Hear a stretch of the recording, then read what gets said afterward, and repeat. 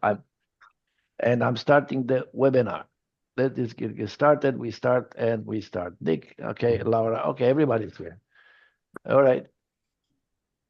Hello. So the webinar has started. You are being recorded. Good afternoon. My name is Andre Marcu. I'm the director of ERCST, the European Roundtable on Climate Change Sustainable Transition. For the avoidance of doubt, as I always say, this is the ERCST Border Carbon Adjustment in the EU program. It's the launch of a paper of including products further down the value chain. We have quite a few people, presumably, in this participating and registering in this event.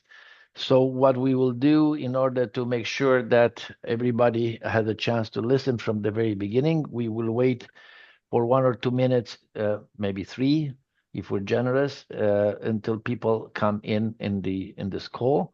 And then we will go to our program. And our program is that together with my colleagues, Michael Melling, Aaron Cosby, and Sarah Svensson,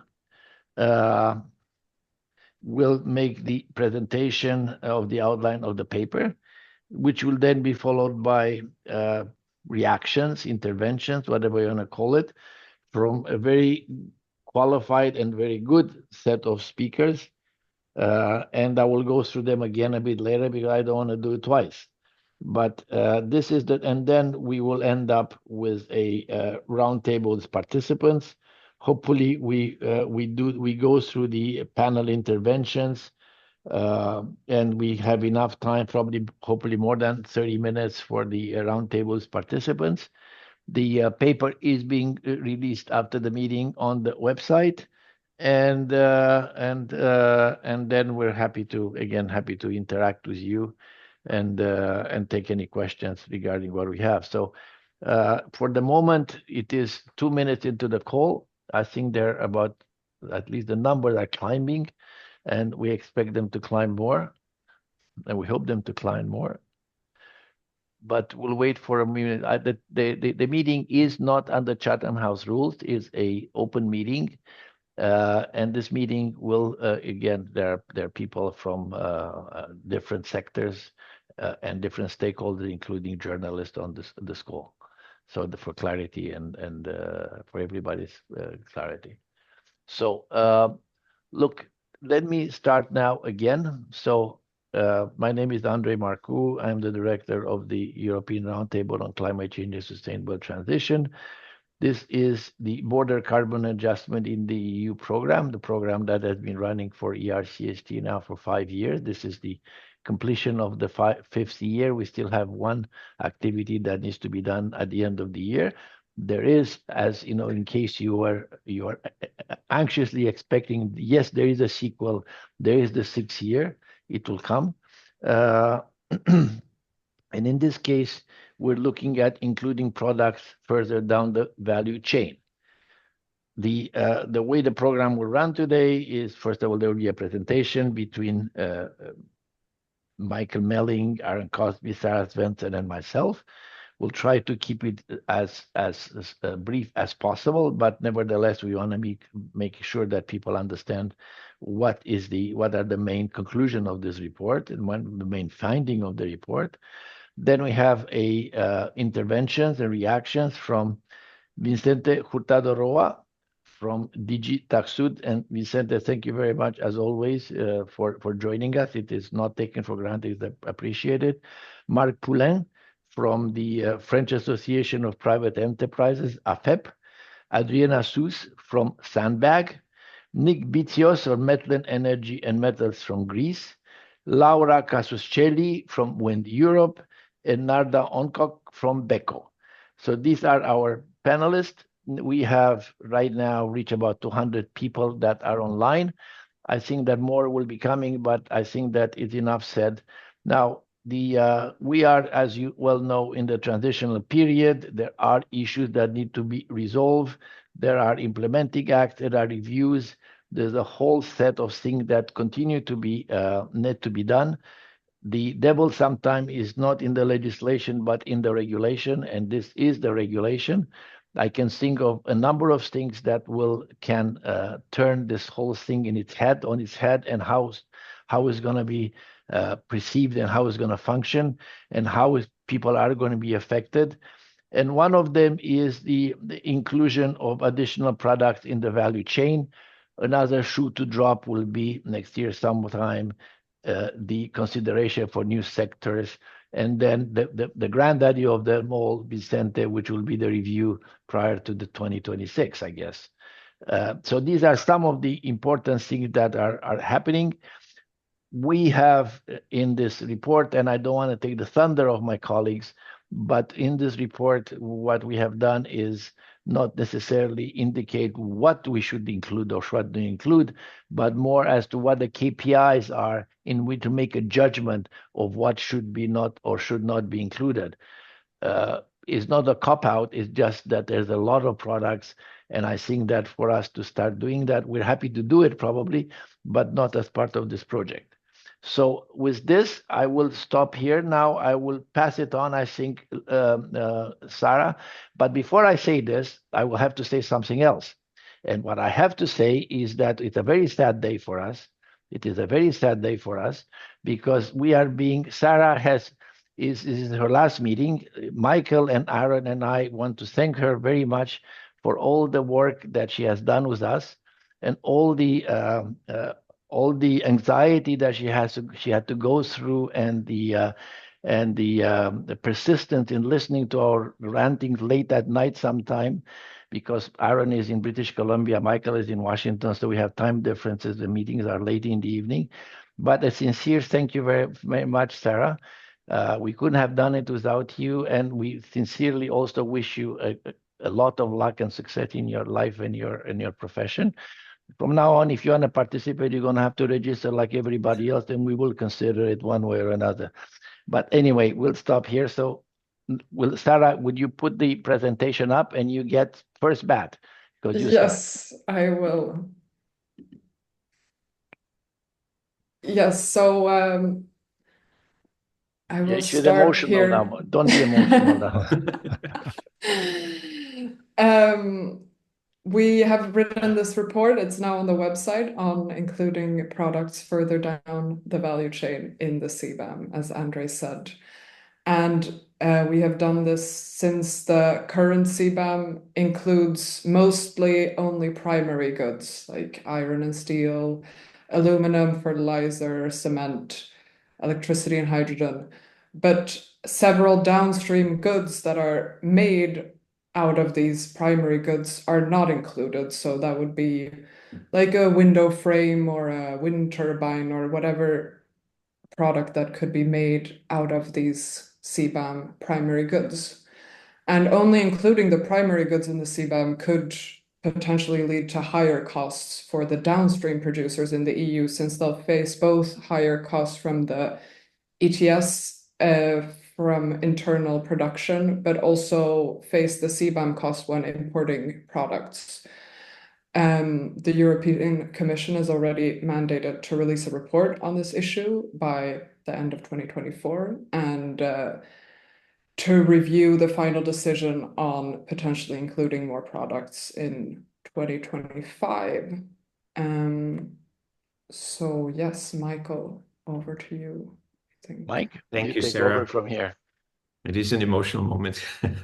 So I'll briefly maybe comment. One quick sort of addendum on the side is this week in Washington, there's the IMF World Bank meetings, and there was a nice workshop or sort of closed meeting on PCAs yesterday with congressional staff, White House, this task force on climate and trade, etc.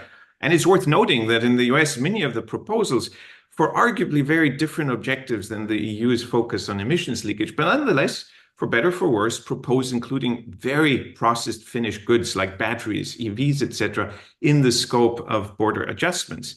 So that tells us, that there's thinking about the value chain scope of inclusion and the rationale for doing so, and obviously very different answers to those questions.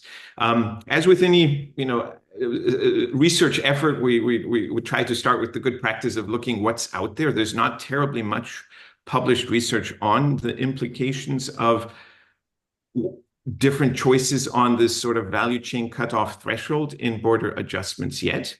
Obviously, since the inception impact assessment consultation and the full consultation, questions about the impacts on downstream industries have been voiced. And we've also seen statements or position papers by groups like the European Automobile Manufacturers Association, Home Appliances Europe, APLIA, some of the national like electronics trade associations, etc., voicing concerns. So there's generally, it seems, sort of a concern that increases in raw material inputs, as Sarah just mentioned, will impact downstream competitiveness, and one has to think about it. But at the same time, there's also some concern that, any simple solutions might not be appropriate here because these are very complex value chains further downstream, and it does require sort of careful assessment of the costs and benefits of including them.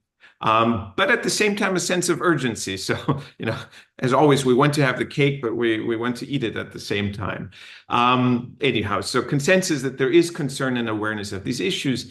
Again, in the think tank landscape or academic research, not terribly much out there. We have one of the authors of one paper, Sandbag, that goes into some analysis and looks at impacts and finds that for some products like foundations of wind turbines, etc., there might be a sufficiently material impact, but on many others, it's going to be rather small. ERCSD, in fact, some years ago, did an analysis of what the cost increases downstream could be from including upstream aluminum raw material inputs, or just having an upstream coverage of aluminum, and finds that, again, it's not necessarily trivial, given that these are very competitive markets, and so even 10 to 15% can have quite an impact. And of course, the impact assessment accompanying the legislative proposal in 2021 does also discuss or mention sort of this issue of where's the cutoff, and that there can be impacts on downstream goods, saying that some will be winners, some will be losers downstream. And somewhat cryptically also found that 5 to 15% of all manufacturing value added would be in commodity groups that are at risks of carbon leakage. But what exactly that means, so certainly not that 5 to 15% of all downstream goods, for instance, would be at risk. It's a more complex statement. And that including or extending the CBAM scope, is explicitly mentioned, could deal with some of these downstream impacts. So awareness of the issue, but not yet terribly much research on the exact options and implications. And Sarah, if you could go to the next slide. So we took a few steps back and started very high level thinking, if one were to, as the Commission now has the challenging task of sort of analyzing the options and then at some point proposing a decision whether and to what extent to include downstream products, what would guide those decisions? What could guide those decisions? And so we came up with 4 sort of, let's call them principles or criteria. One is that it should be driven by carbon leakage. So as the whole spirit of the CBAM is, and I think really it's one of the strengths also vis-a-vis debate discussions with trade partners defending it, if there were ever WTO challenge, et cetera, is that it really is about carbon leakage and not rectifying, trying to compensate for competitiveness impacts of many other factors. No, it's really EU ETS, how that increases cost, and then dealing with carbon leakage. And that should be, again, sort of the main or overarching, I think Andre called it, the prime directive in the context of extending it downstream. And that would suggest logically that probably the objective criteria used for that and the calculation methodology should then be based or similar to what has been used to determine what products are at risk of carbon leakage, and ultimately what sectors and activities have been at risk of carbon leakage in the EU ETS. So something similar, can't be used one-to-one, of course, but similar to the decisions that guided the inclusion of the current products in Annex 1 of the CBAM regulation.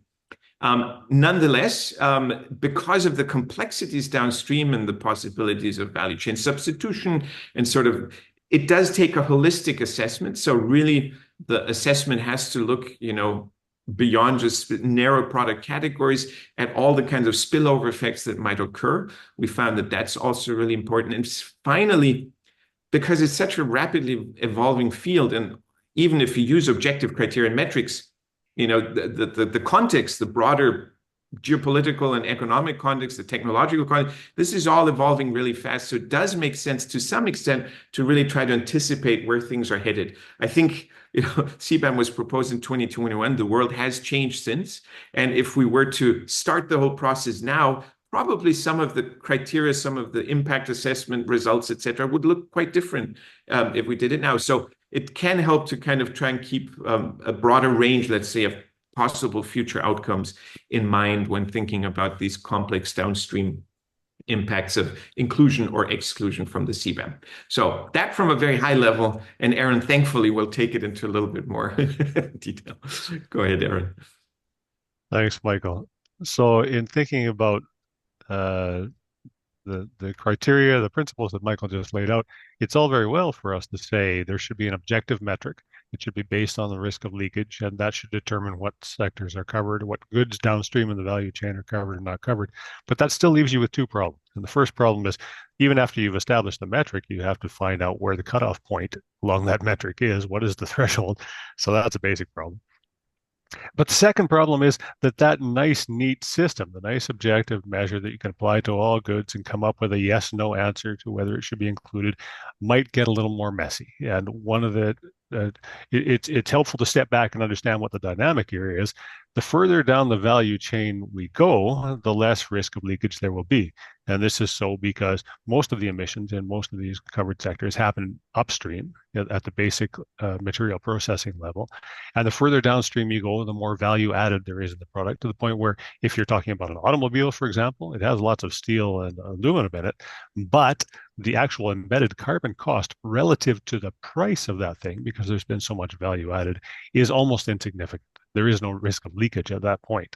So somewhere between basic steel and an automobile, there's this balance point where the pain of inclusion in the CBAM is no longer worth the gain in terms of avoided leakage. And we need to find that balance point. That's all fine. The difficult and still allows us to use the one objective measure of where the leakage is, and it's just a choice of finding where on that metric it lies. But in some cases, it will not be the case that moving only a little bit downstream, well, it will be the case that moving only a little bit downstream, where you still have risk of leakage, all of a sudden you get a lot more pain. And I think, for example, of the chemical sector, which has a huge and varied downstream value chain of goods immediately after going from basic. So next, please. So let's unpack a little bit what the downsides are. What are we talking about when we talk about complexity and administrative burden as you go further downstream? Administrative burden, this is a challenge for the CBAM administrators. It means adding more products, more methodologies to deal with the embodied carbon in those products. You need to create more default values. These all have to be kept up to date. There are more importers, more transactions. I mean, as an example, when you add other items of iron and steel, that's CN7326, you've included 15 new product categories at the 8-digit level, and they cover many distinct goods from steel wires to grinding media. So you just get more complex as you go downstream, and that's a harder thing to administer if you are the regulator. Next. There is also the problem of complexity, and this is a different challenge. It's a challenge for the CBAM reporters, for foreign producers. The further downstream the coverage extends, the more upstream data we're asking those producers to supply, because there are more stages upstream from them. And if it's a complex good and the inputs to their goods are covered by CBAM, they're going to have to find the data from each of those upstream suppliers on the GHG intensity of those products. And in some cases, that data is very hard to come by. We've seen instances in the transition period where the data just simply isn't supplied by the suppliers. Either it's not available or the suppliers are concerned about privacy of information. So the further downstream you go, the more administrative burden, the more complexity. Next, please. So in thinking about complexity and administrative burden, the CBAM regulation itself established 3 criteria by which to decide on what goods to include. Next, please. These included, first, whether the sector is a large aggregate emitter of GHGs. And this already is a nod to the idea that even if there's leakage involved, there may be other criteria we need to think about, because if it's not a huge emitter of GHGs, it's not worth the pain. Next, please. Then there is the leakage category, and we know about this. This is embodied in our prime directive, as Michael said. And next, please. Then there is an explicit nod to the problems of administrative burden and complexity. There's the nod that we need to balance off our desire to cover greenhouse gas emissions and avoid leakage with the problems of complexity and administrative burden as we go downstream. Next, please. So in thinking about this, just to be clear, we need to be cognizant of the fact that some of the burdens and some of the complexity is transitory. We're in first stages of this regime. Some suppliers have not yet set up internal GHG accounting mechanisms. We have some difficulties with concerns about privacy of information. These things may pass as the regulation proceeds. Those systems will be set up. We will deal with the administrative deal with the problem of privacy, but some things will not pass. The inherent basic complexity of covering more goods is not going to diminish over time. So important to separate these. Next, please. There are also a couple of other considerations we might need to think about, as well as administrative burden and complexity. There are methodological challenges. So organic chemicals and refinery products were not included in the original CBAM regulation as covered because they are the types of operations where you have a single operation that's producing many goods under one roof. And it's a challenge to try to figure out how you allocate the facility level of GHG emissions to each of those product streams. This is a challenge that may be resolved in time. It's not going to be a perfect solution, but we may come up with something that's workable. And then we have the problem of competition across sectors. I mean, one of the reasons aluminum was included in the original CBAM, not the only reason, there are many reasons, was the fact that steel was also covered. And you couldn't have aluminum not covered and steel covered, given that the two are, in some end uses, substitutes and competing for the same markets. That would distort the competition between those two goods. This becomes a less relevant consideration as we go further down the value chain, because the more specialized the product is, the less it's able to be substituted by other products.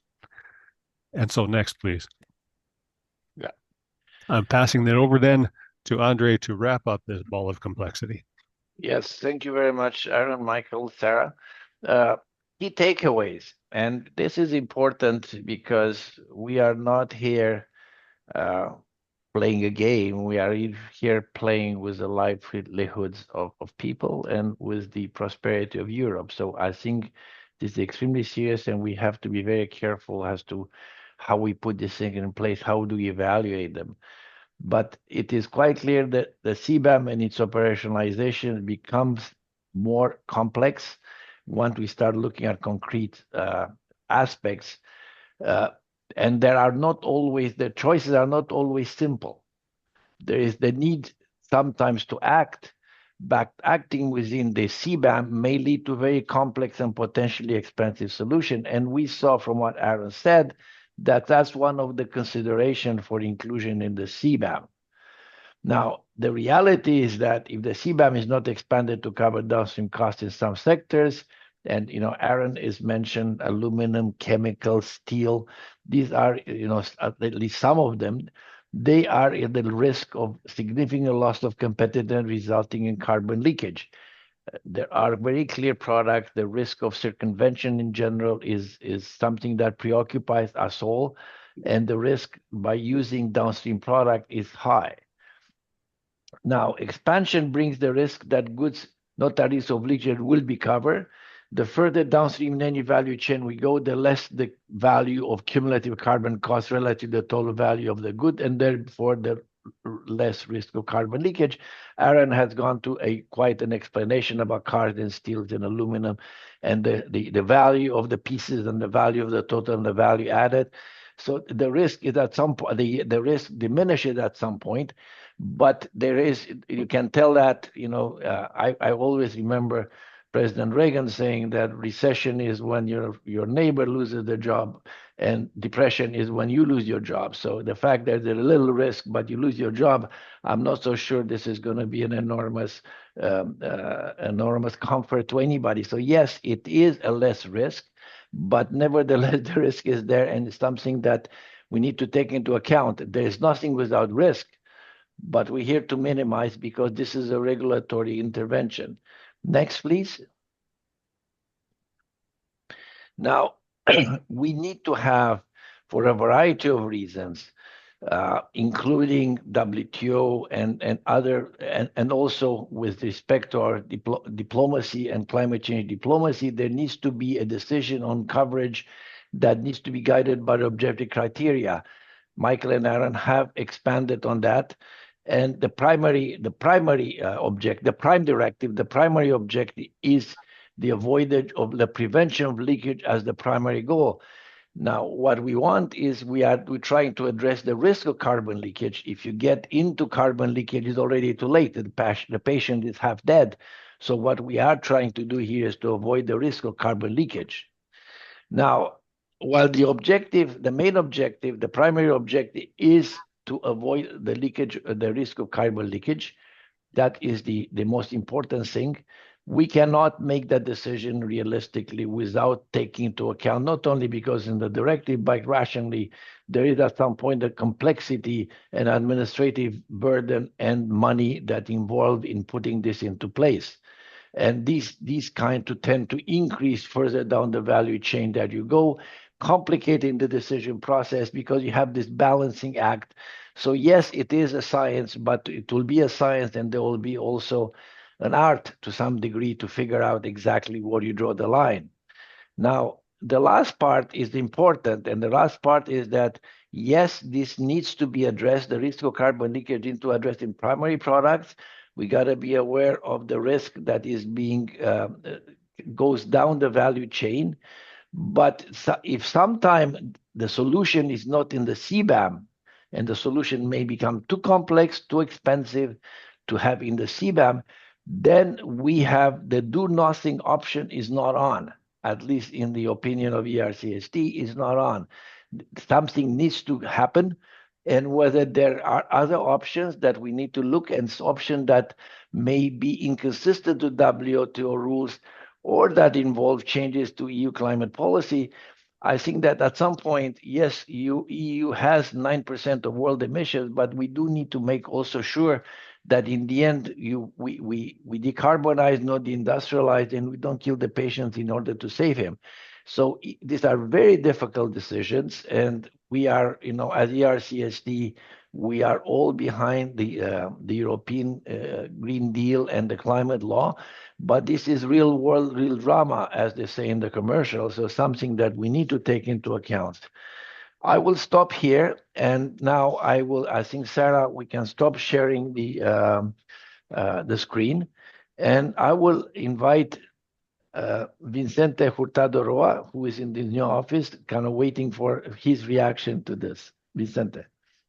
Thank you, Andre, and good afternoon, everyone. And thanks a lot for bringing this topic to discussion today. I think it's quite timely because, as you know, we are preparing or we are working on a report to the Parliament and the European Council on this particular issue. Because, as you know, also in the discussions in the trilogues, when we were discussing the CBAM regulation 2 years ago, there was a lot of interest, of course, in the impact on the downstream goods.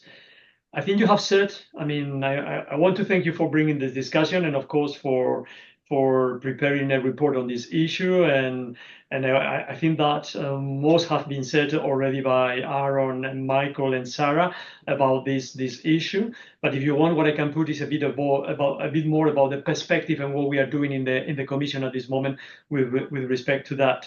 I said that there is a commitment to come with a report by the end of the year on what to do with downstream goods or the situation with downstream goods. As you also know, there is another obligation to come with a report before the end of next year, so before the end of the transitional period, on many other things, like in particular, the extension of the CBAM scope to other CBAM goods. Take the example of chemicals or take the example of polymers, but also the extension of indirect emissions to the rest of the sectors and impacts on LDCs and many other issues. So all is interlinked. we understand that the interest of the Parliament and the Council to come faster or earlier with a report on the downstream goods is because they see the interest and the need to already cover some of these goods because of the impact of extending CBAM to the basic goods. But of course, I would like just to say that everything is interlinked, and I think that everything should come together and in a common and in a single discussion. Of course, the objective is to avoid the risk of carbon leakage with the downstream goods, in the same way that the objective with CBAM is, or the introduction of CBAM is to avoid the risk of carbon leakage with the basic goods. We have to understand, of course, that there is a difference between downstream goods and basic goods. It's the question of a direct impact of the carbon pricing of the EU ETS price on the goods. In the case of basic goods, they are subject to the ETS, therefore they support or they suffer or they have to pay a direct cost for the ETS, while in the case of the downstream goods, what we need to analyze is more the cost sharing of this carbon pricing of the EU ETS price in the final value added or price of the downstream good. So that makes a difference, and I will come to the methodology later on that also justifies or explains why the methodology has to be a bit different. Of course, the possibilities for the risk of carbon leakage exist. I'm not saying the opposite, and this is precisely what we want to analyze. And as for the basic goods, there is the risk that because of no application of CBAM to the downstream goods, while it's been applied to the main components like steel or chemicals or aluminium for the production of the downstream goods, there is an incentive to produce these goods outside the European Union. So for end users or end consumers to buy these goods outside the EU instead of in the EU. But also there is this incentive to move current production from the EU to third countries. And that's, of course, something that we want to avoid with the introduction of the CBAM, not only for the basic goods, but also with the downstream goods.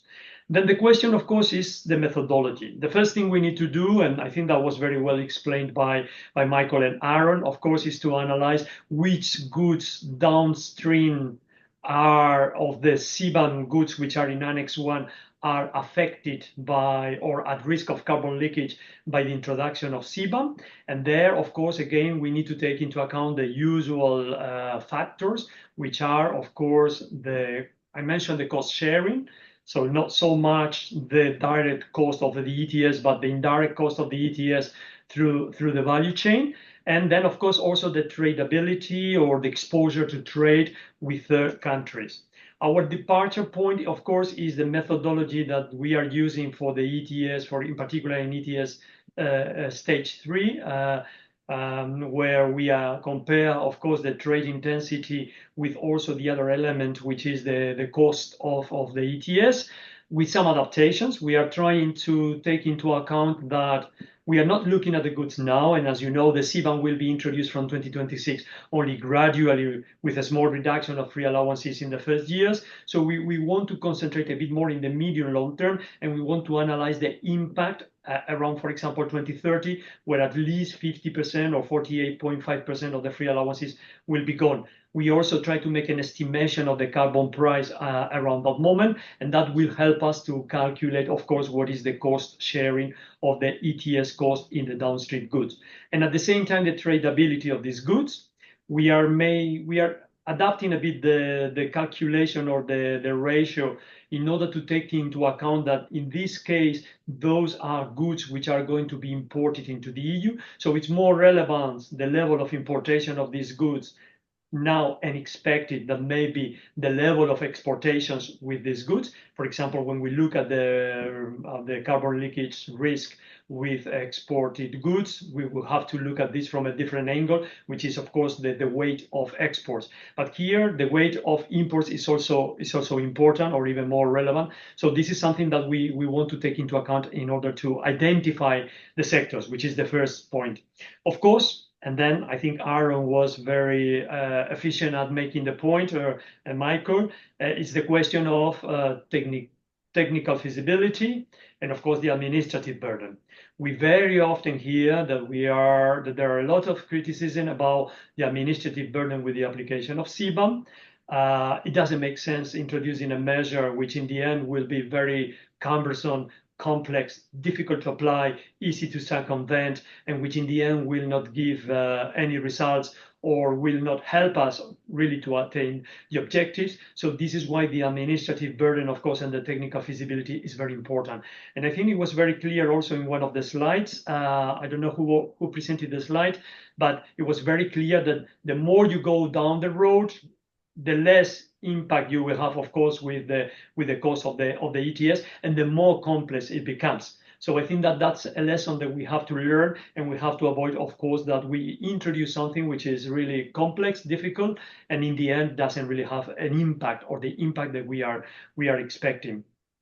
So now we are working on this. We are working on the identification of the list. I think that we are coming to some sort of short list of the goods, taking into account all these criteria.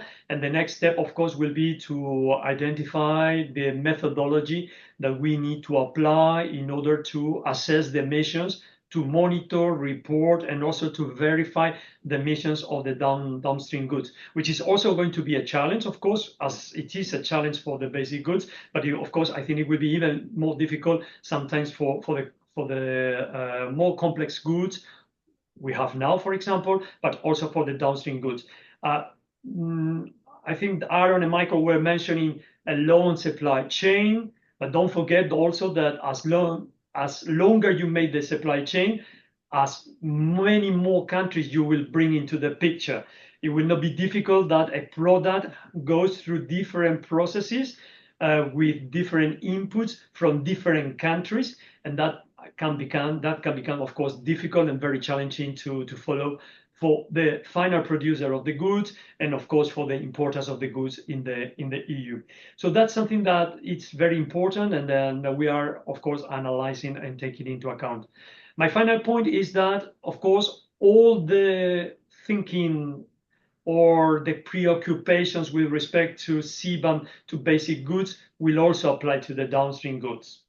Think about simplifications, what type of simplifications we will need to bring in order to avoid overburden in excess.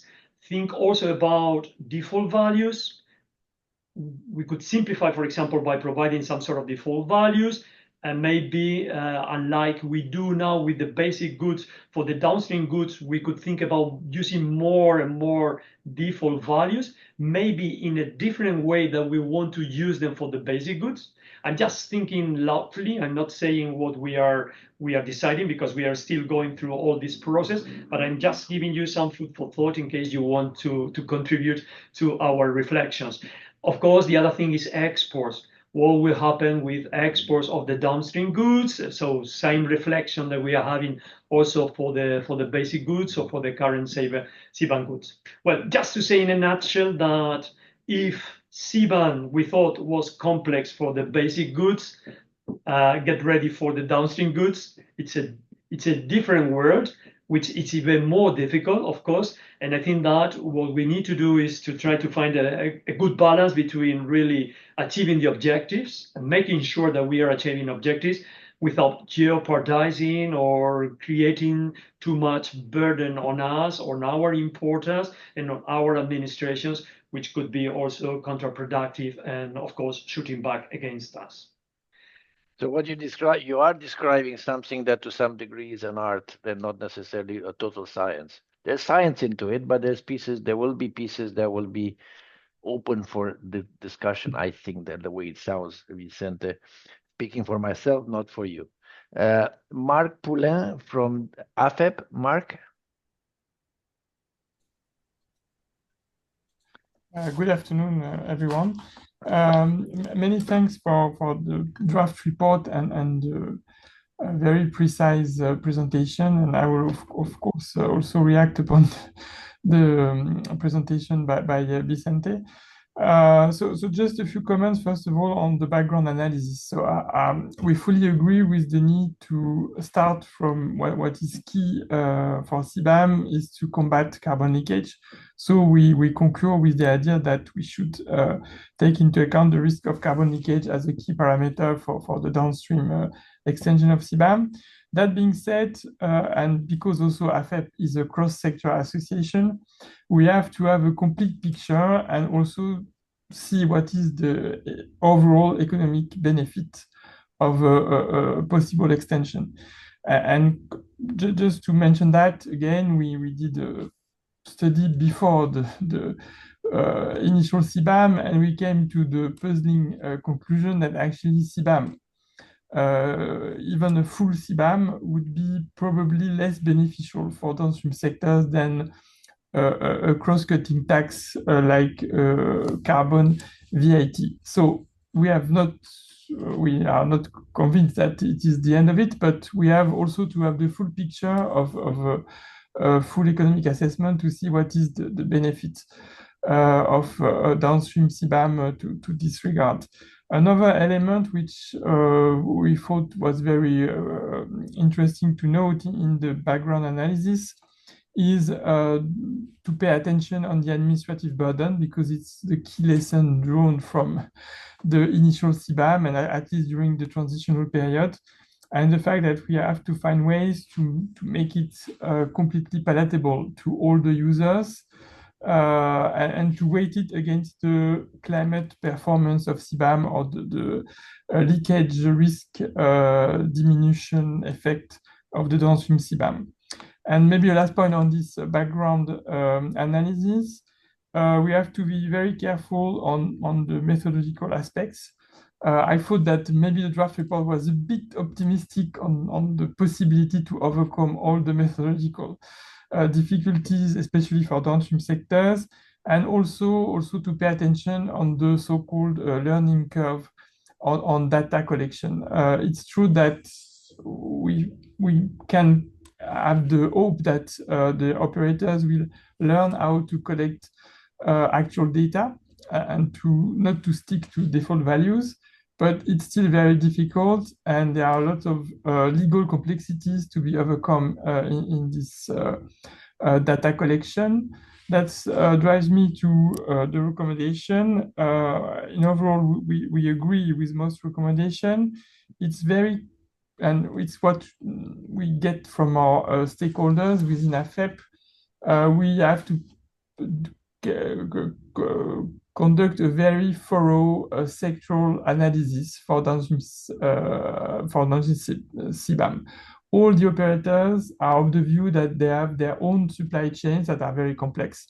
And they all say that what can be suited for one sector cannot be completely adequate for another. So it's really a key parameter to develop the downstream sector, to have this thorough sector analysis, and of course to complete them with cross-sector analysis, as mentioned, to have the full picture, and also to take into account what was really said in the draft report, that actually the more products complex are, the more intertwined value chains they have. So this is the need for this cross-sector analysis.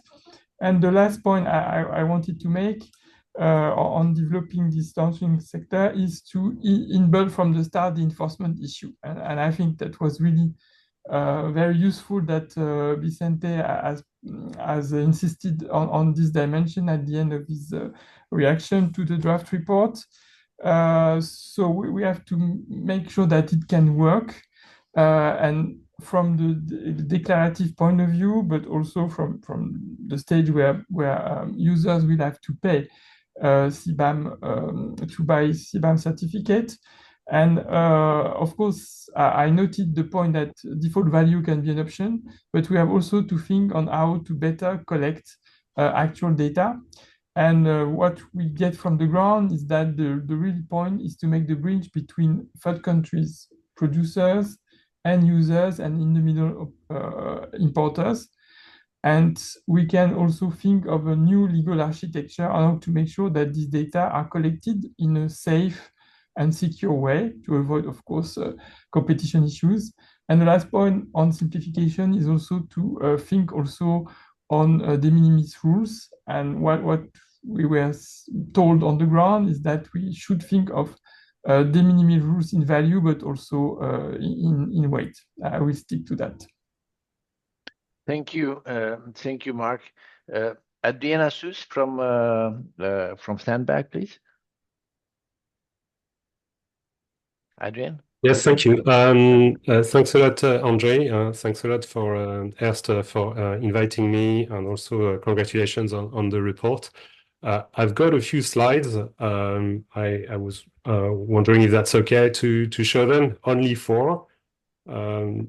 So if you don't go mind, ahead. I will share. You can my share screen. the screen. Yes. Let's try and keep it to reasonable amount, because I'd like to get reactions from the 200 odd people that are on the line.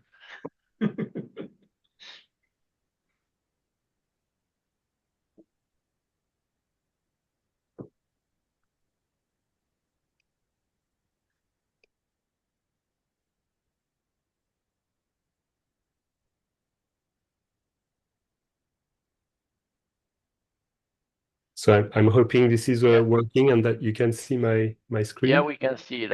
It's like a poker hand. Exactly. So this is the cover of our report called a scrap game, which was quoted in your report and also in some of your slides. So thanks a lot for that as well. In presentation mode.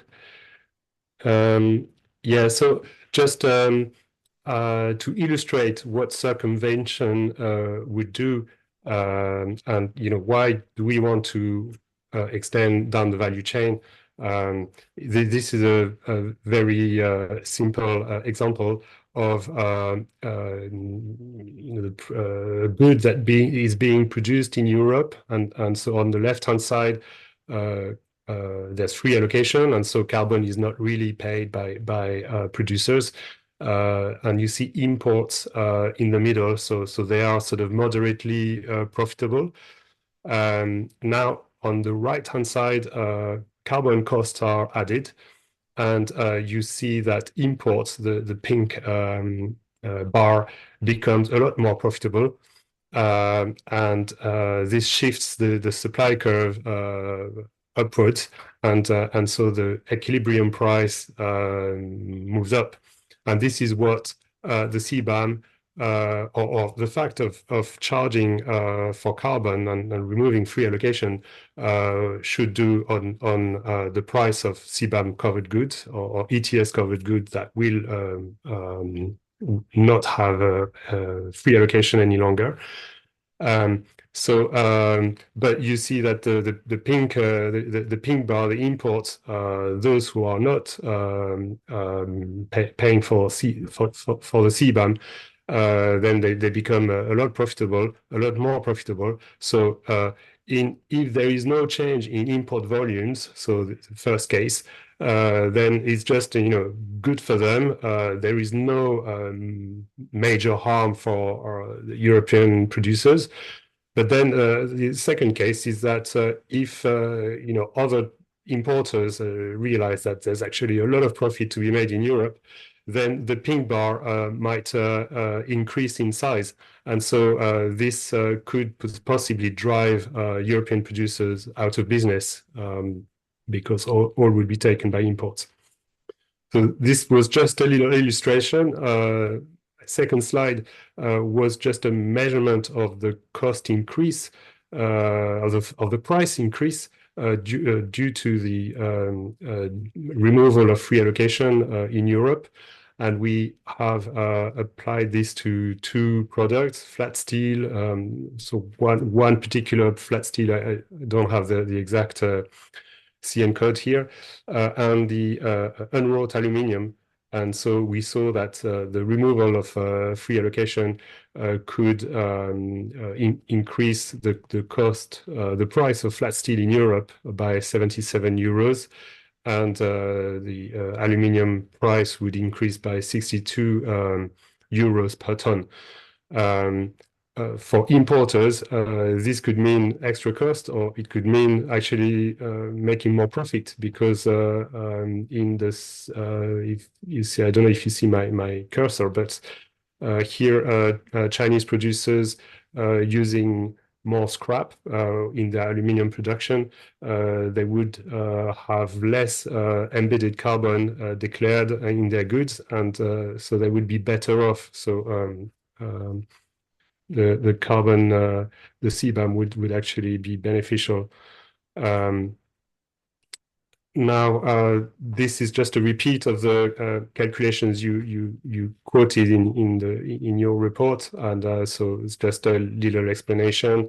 We broke down the cost of a wind farm, and this is a real life example. So the wind farm total value was about €1 billion, and so there's three main elements: the foundations, the offshore substation, which is a kind of platform that lies in the middle of the ocean with transformers and these kind of things, and the wind turbine generators. So they are the visible thing that you see that's spin above the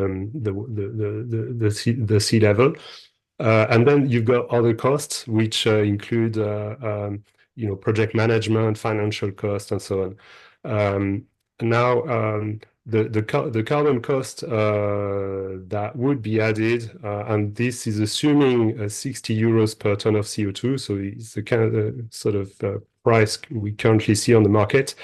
It would correspond to 1.33% of the total procurement, and 0.6 if we include the total cost. So not a massive amount for the total project, but still on some of the parts, and especially the foundations, we see a 5% cost of carbon added, so downstream of the steel. Foundations include the monopiles, so that's the invisible thing that is like hammered into the seabed, and the yellow bit that you see on the picture, that's the transition pieces. So it's basically pure steel, really. So we've done also this calculation for passenger vehicles, 85 euros. That's not very much, but probably the bulk of the effect would be more felt on car parts than the final vehicle. So next, my next slide. So that will be the last one. So we see the obstacles of adding products down the value chain are administrative burden and compliance complexity. I'm citing your report. And so there's a simplification that could bring and that could reduce this complexity. And I didn't expect Mr. Hurtado to mention this, but shift to default values could be an area to explore, because under the current design, default values, they can only cover up to 20% of embedded emissions, and they will be charged with a punitive markup. So it's really not the default option. It's something that the Commission is encouraged to not use. And we could find another system where actually the default values would be the norm rather than the exception.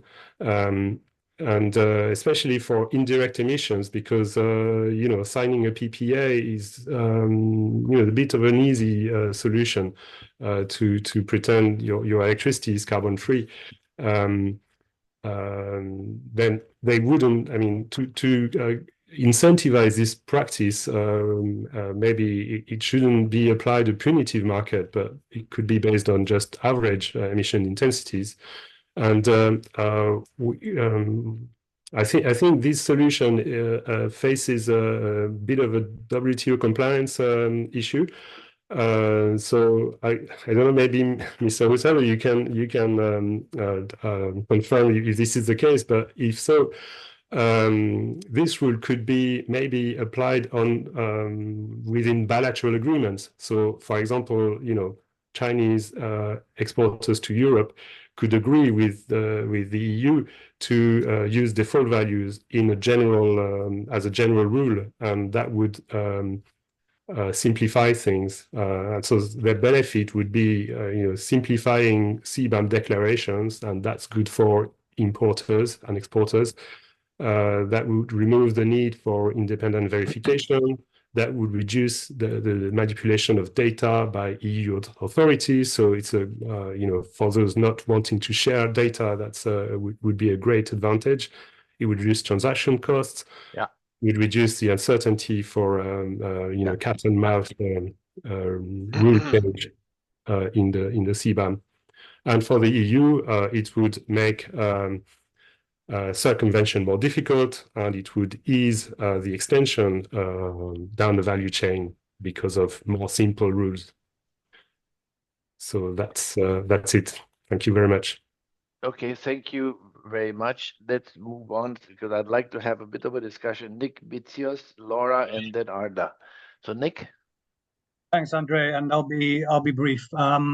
Thanks very much for having me with you today. For those who don't know me, my name is Nick Bitsios. I work for a Greek company called Metalin, and we actually produce two CBAM products in Europe. So one of them is aluminium, that's come up quite a few times already. The other one is electricity, but this particular conversation we're having is a lot more relevant to the aluminium side of things. So that is what I'll be focusing on today. And thanks to ERCST, the whole team, for this report. I think it very nicely summarizes the issue. Now, reacting to it as an aluminium producer is a bit more tricky. I mean, it's no secret that we were never big fans of the CBAM. We lobbied very hard to stay out of the scope, unsuccessfully in the end. And I do want to be also very fair to DG Taxud and especially to Vicente here, because the issues that we see stem more from the broader climate policies that we have in Europe and the lack of equivalent policies in other countries rather than the design of the CBAM in and of itself. But we do strongly believe that if we go ahead with this and impose these massive new costs onto European industry by phasing out the free allocation, it will be a disaster for the European economy, and it's not helping us to decarbonize either. On the other hand, the CBAM is here. Aluminium has been included. So this almost forces me to become a bit of a hypocrite, because from the point that the CBAM includes aluminium, I now have to come and ask for even more products to be added because of this value chain issue. And effectively, I'm calling for more companies to face the same challenges, let's say, that we are already facing today. Now, to quantify this issue a little bit, because we've gone into a lot of the issues and discussed the theory. So for aluminium, if we phase out the free allocation, we have a cost increase of about 10% of producing primary aluminium in Europe. If indirects are added as well, the cost increase goes to aluminium becoming about 50% more expensive to produce in Europe than anywhere else in the world. And these are regulatory costs that we are deciding to impose onto our own companies. And it's clear, of course, as all of the previous speakers have mentioned, that will then affect the downstream companies, the downstream producers as well. The key factor in determining which of these products are at most risk of carbon leakage is first and foremost the aluminium content. So that's very simple. We're looking primarily at products that are made either entirely or mostly of aluminium. So the things, a few of them have come up already: window frames, automotive car sheets. Adrian already mentioned the car parts. And then the other thing, going right back to I think it was Aaron who mentioned it at the start, value added. We need to be prioritizing the products that have a low value added, which are the ones that are at most risk of being substituted as a result of the ETS and the CBAM costs in Europe. And in order to quantify this, I would invite everyone to go back and read another excellent study that the ERCST published back in 2021 that looked precisely at this issue and quantified the risk basically along the aluminium value chain. So we can come up with a formula that sort of includes these parameters. From what Vicente was saying before, it sounds like the Commission is already working on this. The thing that I'm concerned about here, though, is that we seem to be sort of digging ourselves deeper and deeper into this hole that we've created for ourselves, because the CBAM has been in trial operation for about a year now. And we're seeing many issues that are coming up. Many have been mentioned already today. You have the bureaucracy for the importers. We have a lack of available data. We have inaccurate data being submitted by importers as well. And this comes on top of the more structural issues like the exports and, of course, the value chain issue that we are discussing today. So we can come up with a solution to this. We can add new products, but this is like, I'm Greek. In our mythology, we have this mythical beast called the Hydra, the Hydra in Greek. And when you chop off one of its heads, sort of two new ones come up in this place. And I really fear that this is what it's going to be like with the CBAM, where we add new products in order to deal with this risk along the value chain. And then we create new problems. So we heard a lot of them already today. It will be additional bureaucracy. It will be the additional complexity of trying to accurately assess the carbon content of complex downstream products. It will be additional costs for European consumers. It will be an additional hit on the competitiveness of European companies as well. So we'll end up having to patch all of these things as well, trying to find solutions to those, and then that will create new problems down the line. And all of this stems from the fact that we have tried to, or that we are introducing these massive costs onto our companies. So moving forwards, I really hope that we can see a lot more pragmatism here instead. The technologies that we need to decarbonize industry are not yet mature, and we cannot create the business case to decarbonize industry in Europe with a carbon price that is only applied in Europe. We're seeing this already. We're halfway to 2030, and there are no investments happening apart from the ones that are receiving subsidies. So let's follow Mario Draghi's proposal. Let's be very, very careful about the CBAM as it's being phased in. We need to save the free allocation if we see that it's not working.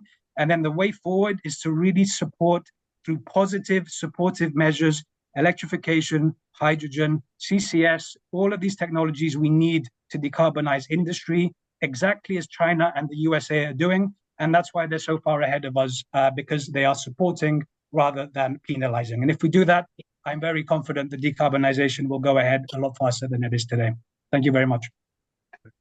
I thought many things about Vicente creating a Hydra was not one of them, but okay. I actually was looking as to who created Hydra, and it was part created by Hera, so I'm not sure where this takes us, but anyway. Laura, go ahead, please.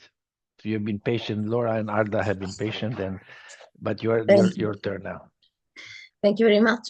So for those who do not know me, my name is Laura Casuscelli. I'm working at Wind Europe, the Senior Advisor for Trade and Industry. Wind Europe is the European Wind Energy Association, going beyond the EU market, also including UK and Turkey. We have over 600 members, and what is also important to understand, and also the reason why I think we are here today, is that the wind industry sector employs 300,000 people today in Europe, and this number is going to increase going forward and on our path to decarbonization targets. Now, why is CBAM as such important for our sector? Is that it becomes very clear when we look at the mass of a wind turbine, because over 66% of a finished turbine consists of steel. And together with iron and aluminium, we get to an overall percentage of 88% of raw materials that are subject to CBAM as pilot sectors. We have, due to these figures, we have estimated an overall cost impact on the finished turbine, more precisely an offshore wind turbine, that would reach up to additional around 6% of extra costs in the production of an offshore turbine from 2034 on. And this would be both due to the CBAM entering into force and the ETS free allowances fully phasing out. What is important to stress, however, is that these estimated costs do not take into account very important variables such as future changes in procurement strategies, developments in scale production, and also the costs of green steel going forward, but also technological developments that could influence the share of materials used in the turbine. Also, very importantly, this cost impact assessment is purely related to the use of the materials and to the forecasted ETS prices. However, there are huge uncertainties when it comes to projecting the carbon price in 10 years' time, and this is, for example, due to the future rate of electrifications, the uptake of renewable energy sources and electricity, and also possibly policy changes. So all in all, it is very difficult to get a very precise idea of what CBAM will represent in terms of cost for us. For a finished turbine. But even before getting to the finished turbine level, we need to think of all the turbine components that are made of steel, of aluminium, and that would be going under the title of downstream goods, which are relevant for this discussion. And just to name few, we have towers, foundations, gearboxes, and cables. And those components will be directly affected by competitiveness issues and increased exposure to foreign competition in downstream products that do not pay CBAM. We are aware of the fact that CBAM is a first of a kind unilateral instrument, but that does not only pursue environmental objectives, but also level playing field ones. And on this, in this regard, we do see a series of loopholes for industries that are further down the supply chain, which would be exposed to risk of carbon leakage that we have heard already today, but that could ultimately lead to deindustrialization for products that belong, in our case, to the wind energy supply chain. And this could further down endanger our strategic autonomy in view of the wider EU energy security goals. So it is. We can agree with what the report says as well, and that has been mentioned before, namely the fact that the risks of carbon leakage may be reduced the more we go downstream. However, they may turn into an issue of possibly deindustrialization, even if not purely related to carbon costs. We have, in fact, recently commissioned an external report to understand better the wider impact of CBAM on the wind industry.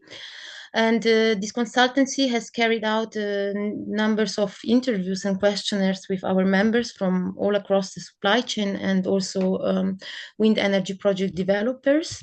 And we have seen some relevant challenges being emerging from this report. I will only mention those that are more related to the topic of today on downstream.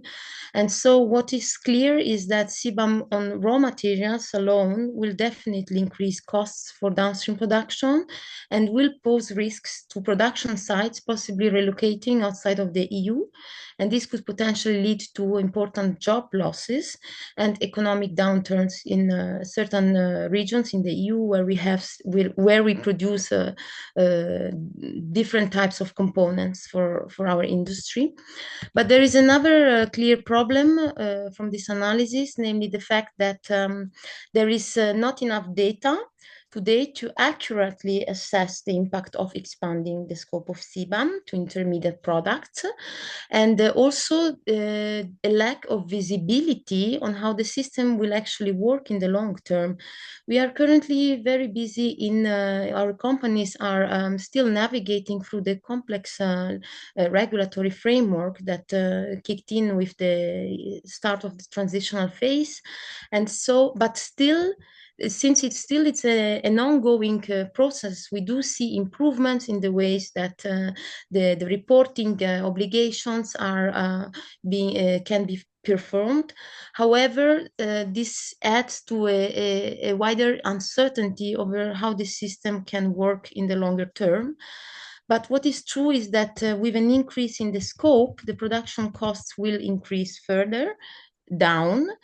And this could potentially then, at the very bottom of the supply chain, affect European turbine manufacturers, which are already facing an increased competitive pressure from foreign competitors, and that they may not be able to absorb or pass on the cost increase to consumers. So we are trying to have an all-encompassing view on what it would concretely mean, including certain surgical goods to the scope. And for this, we have to take into account the wider supply chain. And we should also be very careful with the additional administrative burden that would be basically coming on top of that if we further increase the scope. And this is also highlighted in the report by ERCST, that the administrative burden should not be underestimated. And finally, yes, so it is also crucial, finally, to ensure that there is a level playing field for all the affected players within one single industry, because we need to ensure that there is also fair competition and economic stability beyond the environmental objective of CBAM. And we see as well, as previously mentioned by other speakers, we see a lot of very useful points inside the Draghi report on the competitiveness. And we really hope that these aspects will be further developed and will be taken into account in any solution on how to tackle the problem of the downstream industries. Yeah, so I just wanted also to mention that we are currently having discussions, intense discussions with our membership on how to find a compromised an alignment on the role of downstream goods, and we will be releasing in the coming weeks all-encompassing position paper on CBAM. Very well. Thank you very much, Laura. Arda, you represent a producer of a product that many of us use. Go ahead, please. Thank you. Thank you very much. Good afternoon, everyone. Thanks to ERST for organizing this event on such a critical topic, and thanks for the thorough and timely report. Well, for those who doesn't know me, I am Arda Onkök. I am a senior lead for trade policies at Beko, and a home appliance company. And it is a pleasure for me to be here today representing Aplia, actually, as the chair of the working group trade.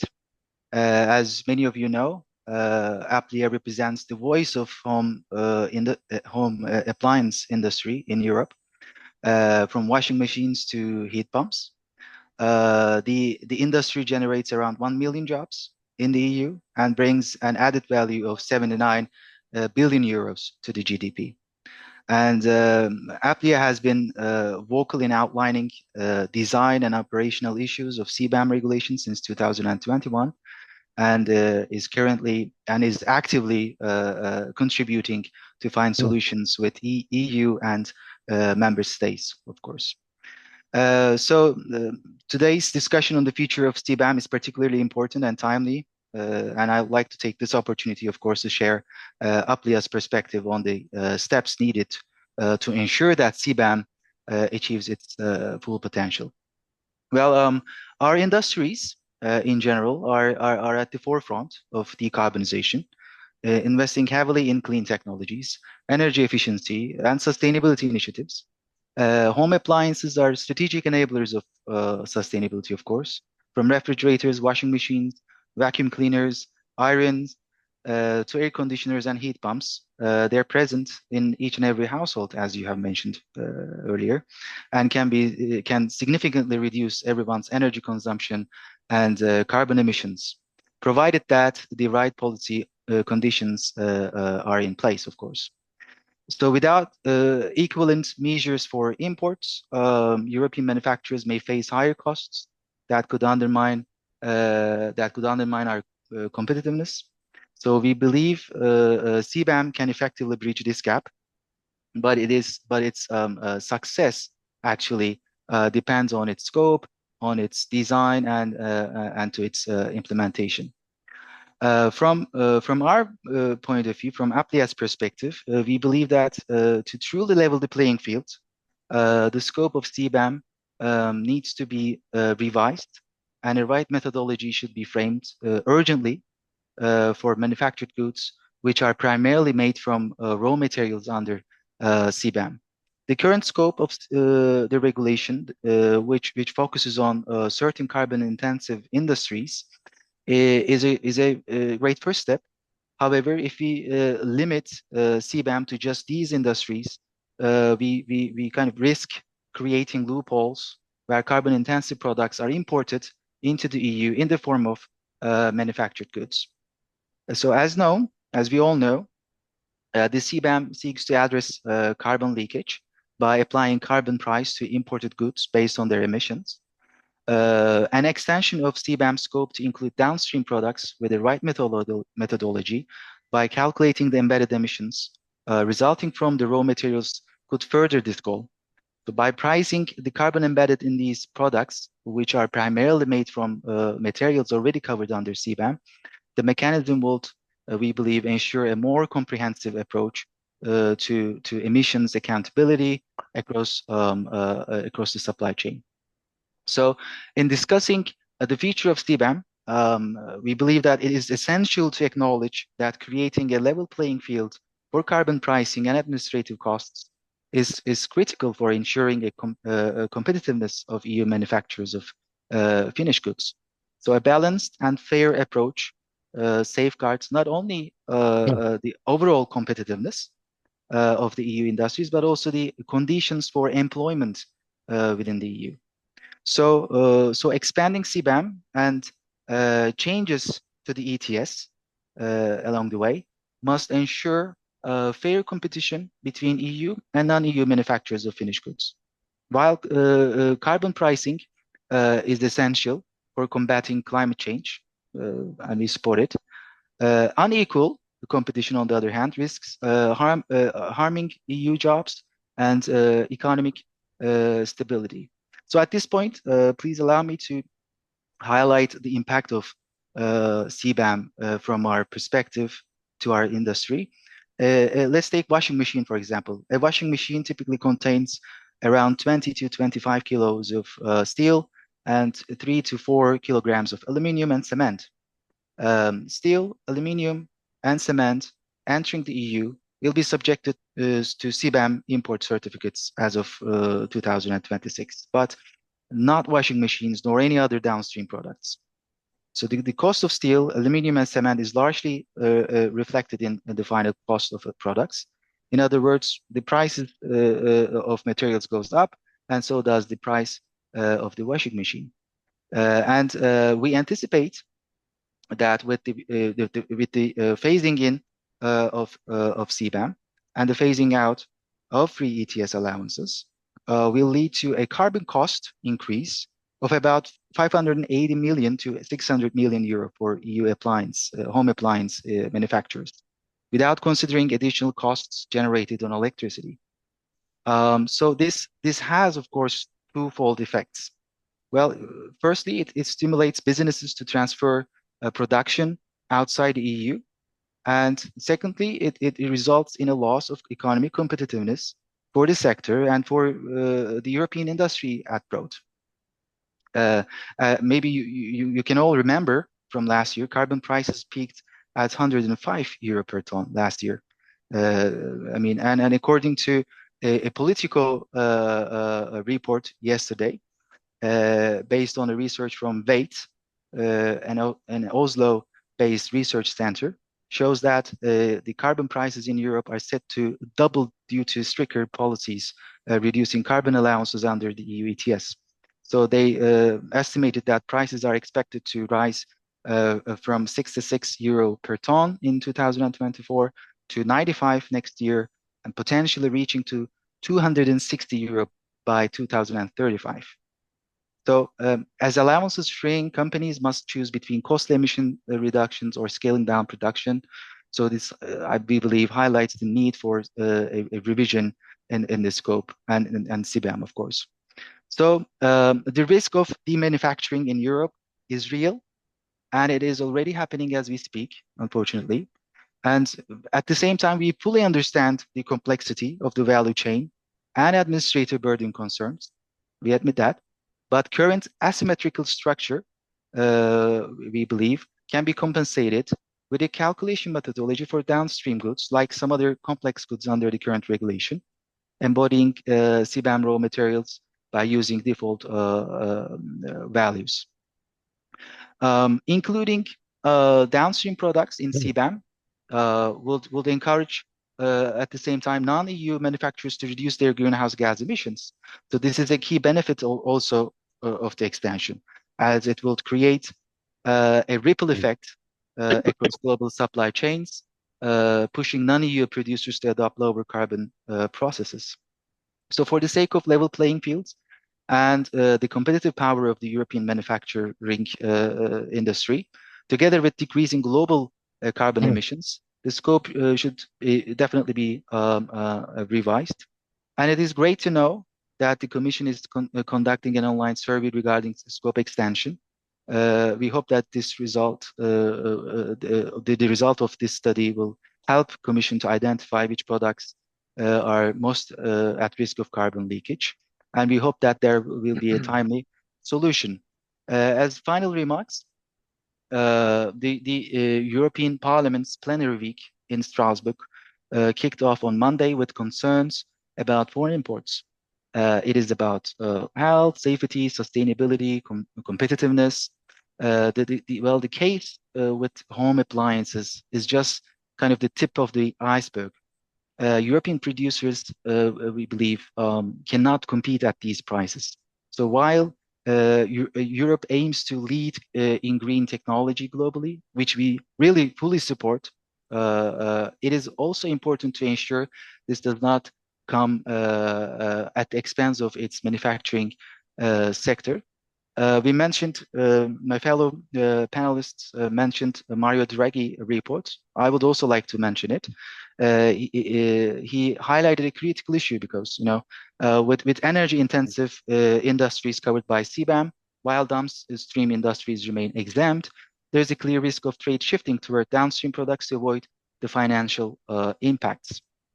Integrating the ETS will raise costs for domestic downstream industries, reducing their competitiveness and potentially driving multinational companies to kind of relocate. So this possible outcome, we believe, directly contradicts with President von der Leyen's vision for a term marked by strong industrial competitiveness. So we must ensure that CBAM does not inadvertently weaken the very industries it aims to protect, according to our point of view. Thank you very much. Thank you, Arda, and I'm sorry, but just trying to move on. I promise to do better next time. We have discovered how to use a timer, but we have not tested it, so I'm not using a timer. I'm using the old Connie Hedegaard, and sometimes it works, sometimes it doesn't work. But look, any reactions from, you heard the whole slew of inputs. Frankly, I think there are quite a diversity of views here because there are different stakeholders with different views, different interests. I think the message is consistent, though.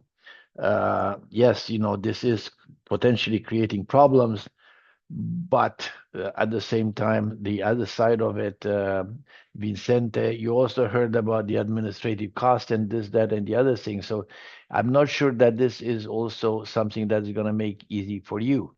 I would like to get a couple of people first, and then maybe you come back. Davide Palumbo.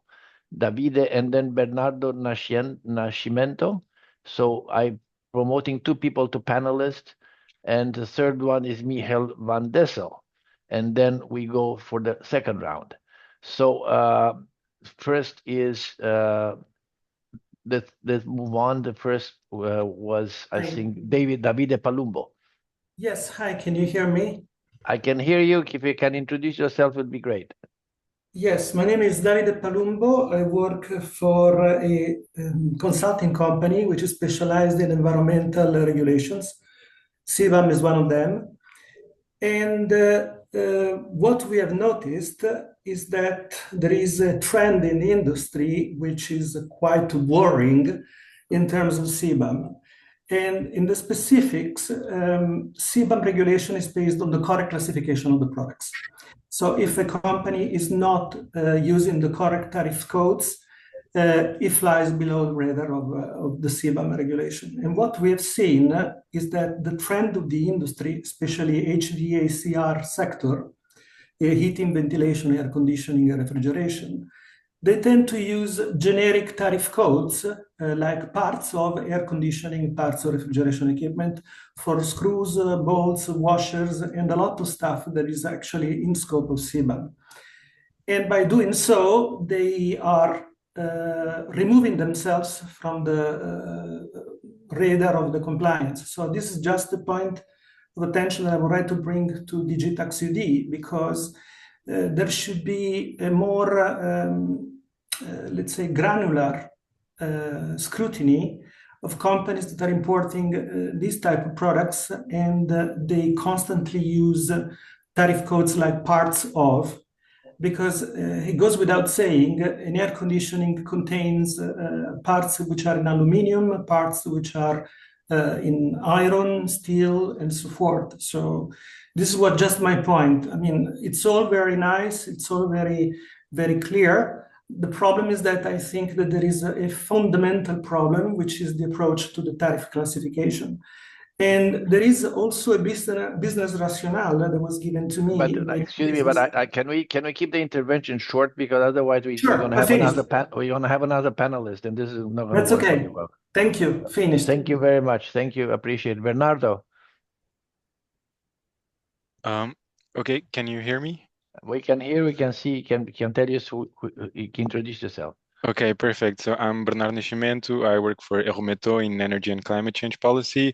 I'd like to thank you for the report and for the interventions from the participants. I was going to raise some issues that were already very well addressed by Nick Bitsios. So just to leave you with one quick remark. In the case for downstream products consisting of 100% materials already with the CBAM scope, we support the extension as far down the value chain as possible, I would say, to, as said before, reduce the risk of carbon leakage and prevent the circumvention. By obviously, simply shifting imports further down the value chain.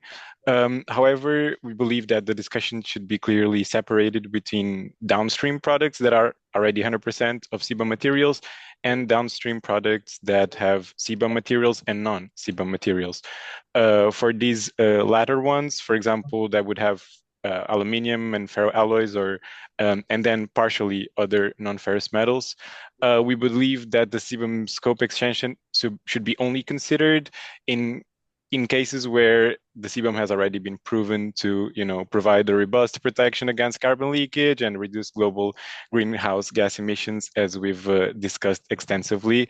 So, yeah, I stop here. Just a quick intervention. Thank you very much. Thank you, Bernardo. Michael? Yeah, thanks very much to ERCST and all the panelists. Great report, very rich discussion. Michiel also with ExxonMobil. Why is ExxonMobil participating in this discussion? I'll just flag that refining, together with ammonia and the fertilizer sector, is the biggest consumer of hydrogen, which is in CBAM scope. But unlike ammonia and fertilizer, refining is not in CBAM scope and already one of the most exposed sectors to start with. So this is highly relevant for us. Many things I could bring up are limited to 3 short reactions and questions. The first one is for Vicente.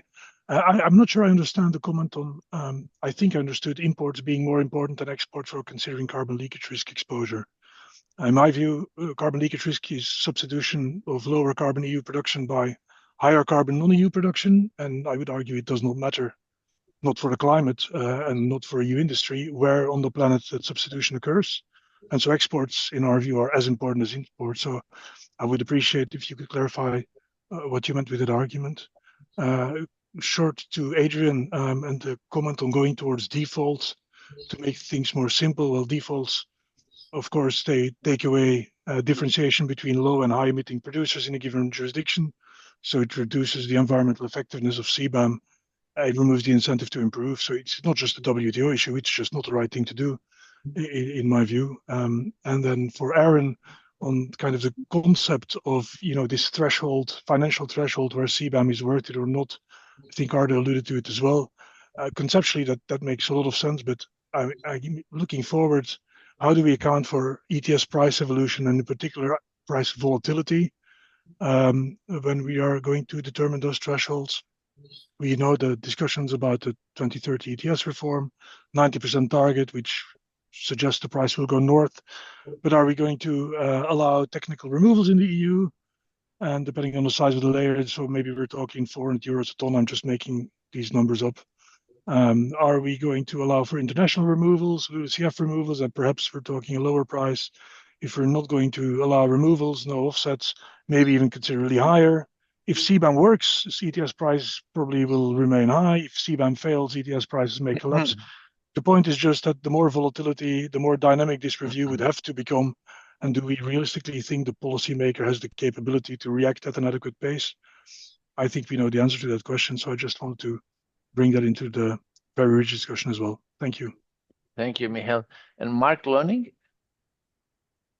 Mark, are you there? Yes, I just wanted to ask a question about yes, to the European Commission. Can you already mention an order of magnitude about the number of products that would be concerned by the extension? Very good. Look, let's now. I think that I will stop here. I think I see other hands up. Sounds like Club Med.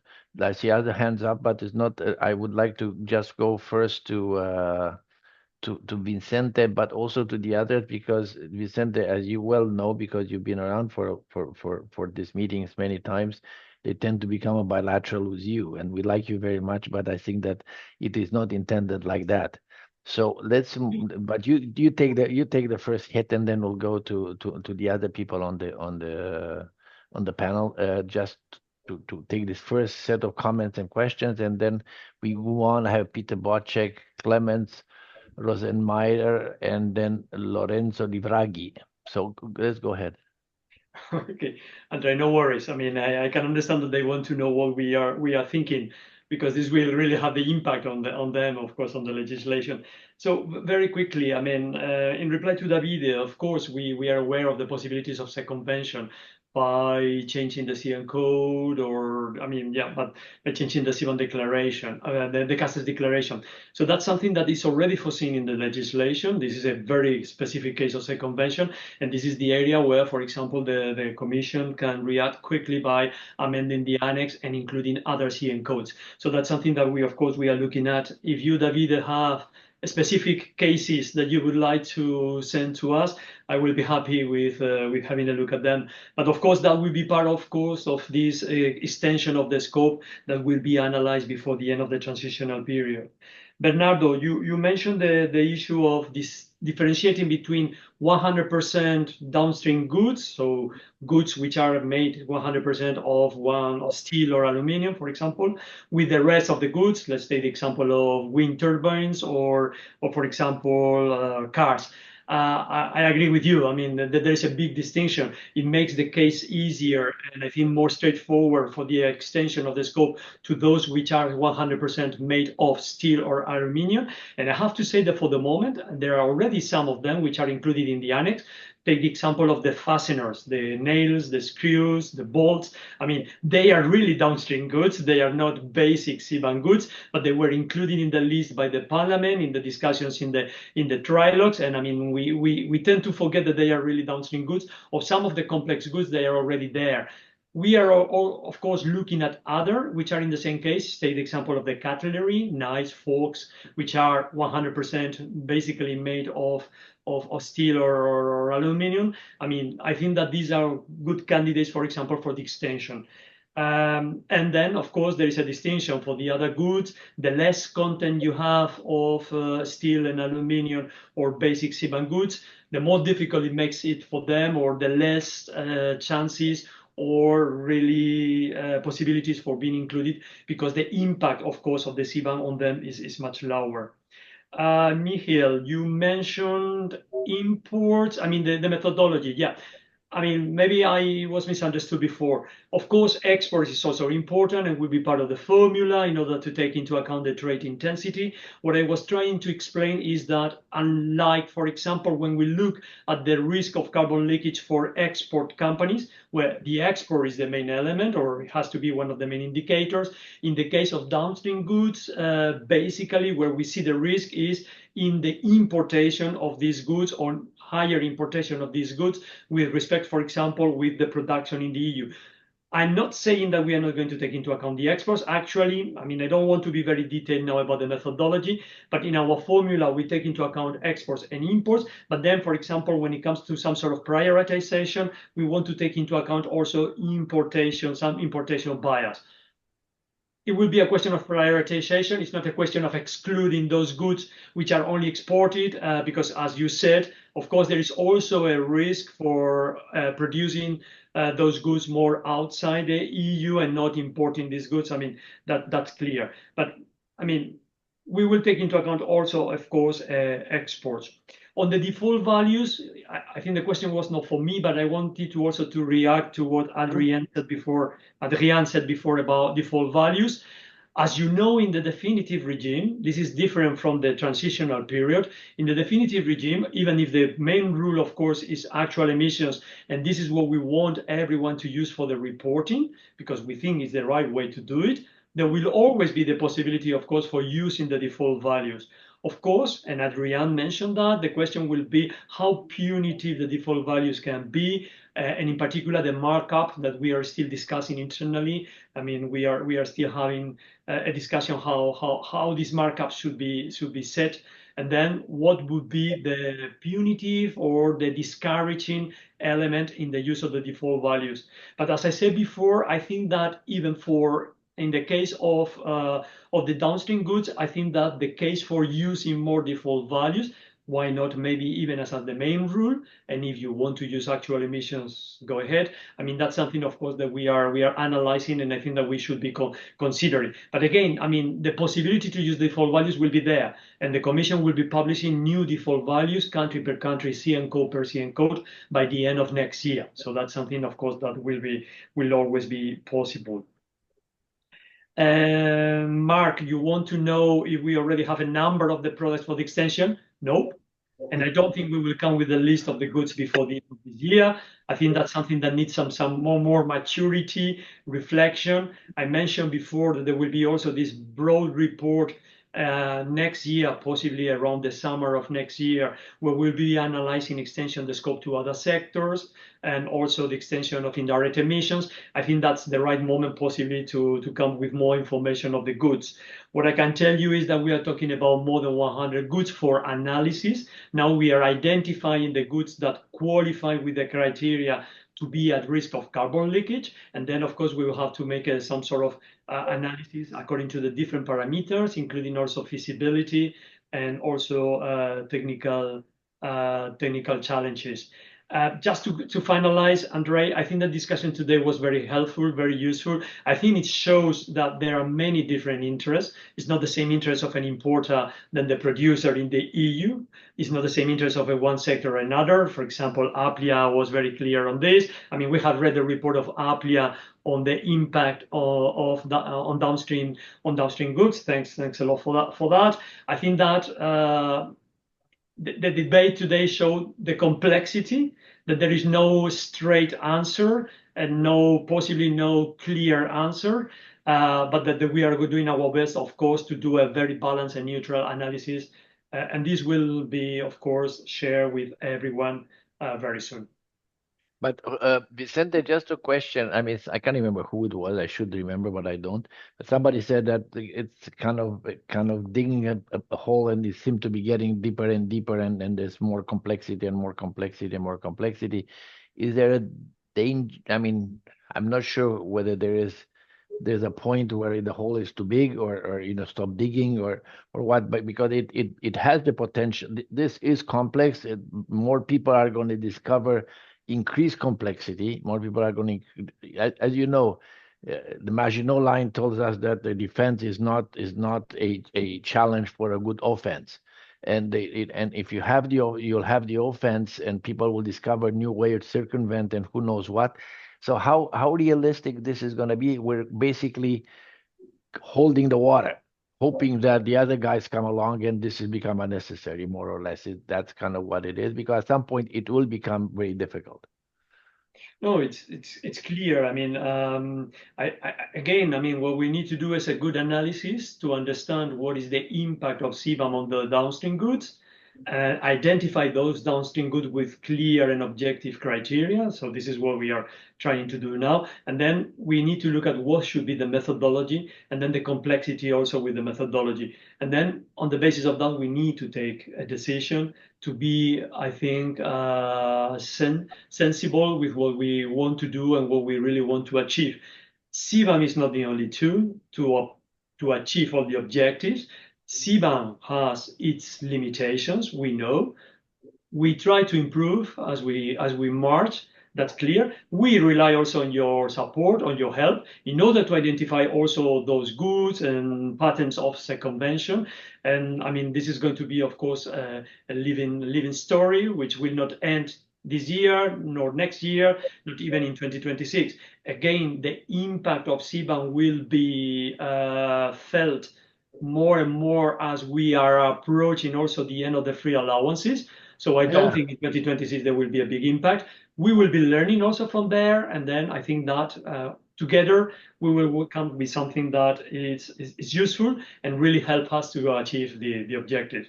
I understand the hesitations from some. I mean, I was listening in particular to Nick about aluminium sector, and I understand. We know their position. I think that what we can do, the only thing we can do is to, of course, to work together to try to find solutions to the problems that will be arriving. We cannot find all the solutions today, but I'm positive and optimistic that working together, also we can see, of course, progress on third countries. I don't want to be naive, but we can see also the third countries are reacting positively. And we can expect, of course, that the carbonization, introduction of carbon pricing in third countries also will contribute to reduce this gap between EU producers and producers around the world. Let me go to Mark Loning from the French government. Mark?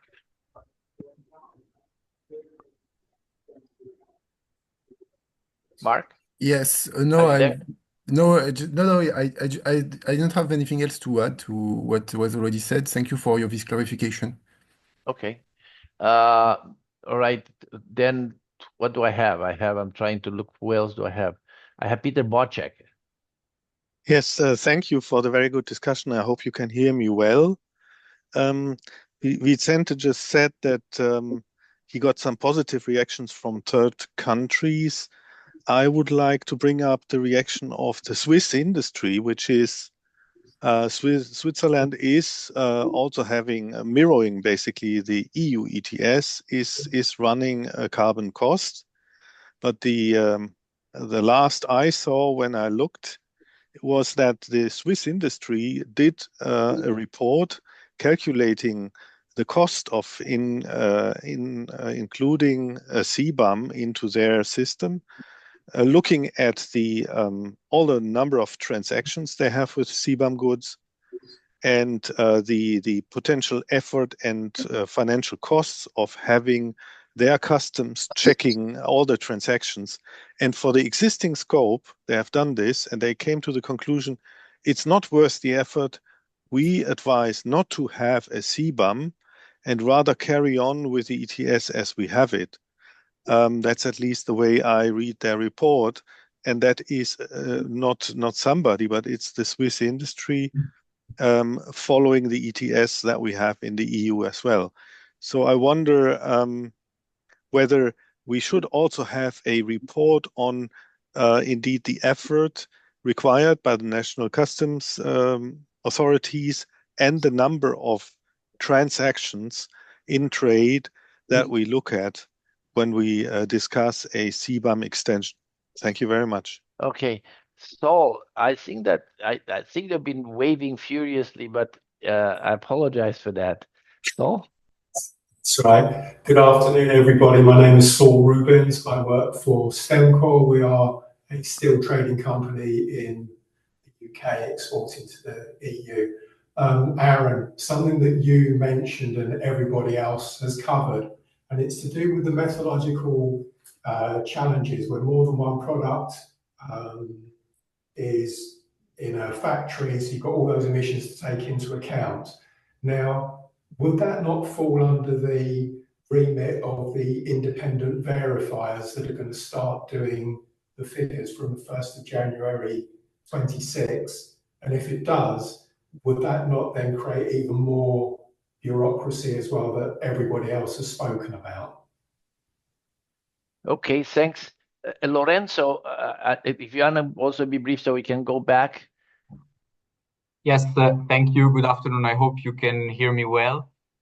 So my name is Lorenzo. I work for Orgalim, which represents Europe's technology industries. We have a very wide product scope encompassing mechanical engineering, electrical engineering, electronics and ICT, and metal technology. So just as a general disclaimer, we are not positioned on the issue of whether the CBAM scope should be extended or not. We're in fact conducting our own impact assessment on the subject, our own internal study. Although I can say that all our members are extremely concerned about the risk of carbon leakage across all our product scope. So my question is more of an internal reflection and I wanted to get the perspective, especially of Mr. Hurtado on this issue. So if we think of the CBAM downstream scope extension, assuming that we stop in the middle of the value chain, so in the next phase, we include some downstream products that are not currently included under the scope of CBAM, there is one further complexity because indeed some of these products might be used as components in products that are further down the value chain and might not be included under the scope of CBAM. So my question is whether the Commission is taking this into account and is taking into account the fact and assessing the impact of more products being included, which might increase the risk of carbon leakage even further when we go to the very end of the value chain. Thank you. Thank you, Lorenzo. So that's Vicente. This is kind of what I was saying. I mean, you damn if you do and you damn if you don't. So, but look, before I go to you, if anybody else wants to react from the panelists, anybody else? I don't. And Michael and Harry, you've been quiet so far, but any of you want to react to some of the things that have been said? I'd like to, but I'm sharing, so I prefer not to. But any of you guys want to react to anything? I'm sure, Aaron, I think somebody's referred to some of your expose. Well, very quickly to answer Saul's question, yes, it's the job of the verifiers to determine what the individual products' liabilities are in terms of carbon allocated within a single production facility, but they're verifying that according to a methodology, a protocol. And the question is, what does that protocol look like? I mean, how do we allocate the emissions to a bunch of different products that are produced in a single facility? That the rules by which we do that allocation are the hard part. Okay. Adrian, from your side. Yes, I wanted to clarify something about the use of default values. If it's an option, there's a risk that the exporter will use default values when they are pretty sure their facility is low carbon, and then opts for the default values when they're high carbon. So maybe is there a situation where we could agree on the trade partner with the trade partner that they would only apply default values? And if so, would the WTO compliance be resolved in this case?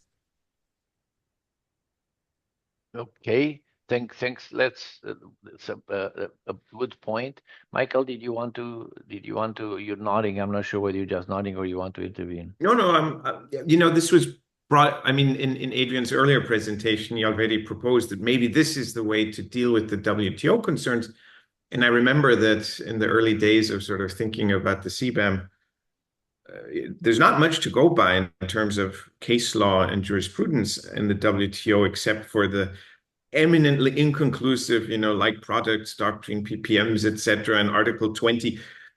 But there is case law on this very question, whether you treat foreign producers in terms of documenting the substances they used. We didn't have an emissions border adjustment in the past, but we have had in components of gasoline and in components of certain chemicals.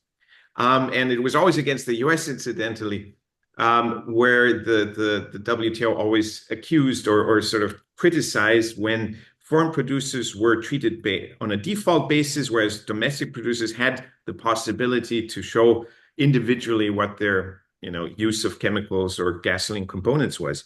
So in a way that would caution against, but when you read that case law in more detail, and it goes into sort of the administrative complexities, especially how to then determine the individual practices abroad, and even the EPA was exploring, should we then allow third-party verifiers, etc. I think your idea of having sort of an agreement just de facto would take out, or take away a potential claimant. If you have agreed on this with a third party, with a foreign country, then they would not typically be the ones that start a WTO challenge. And I certainly think this would play a role in an Article 20 GATT, balancing of the factors that the appellate body or a panel would balance. Of course, there's no appellate body right now that can do so, but we still have the panels, and at least some jurisdictions, thankfully, like the EU, profess that we want to uphold the rules-based international order. Okay, Nicholas Krebers. Nicholas, are you there? Yes, indeed. If you want to introduce yourself, Nicholas. Hello there, my name is Niklas Krevers. I'm from Germany. I'm working as legal advisor for product compliance, ESG, at a wholesale company called Parts Europe. We are selling EU-wide tuning and spare parts for the power sports sector, means motorcycle, motocross, ATV, UTV.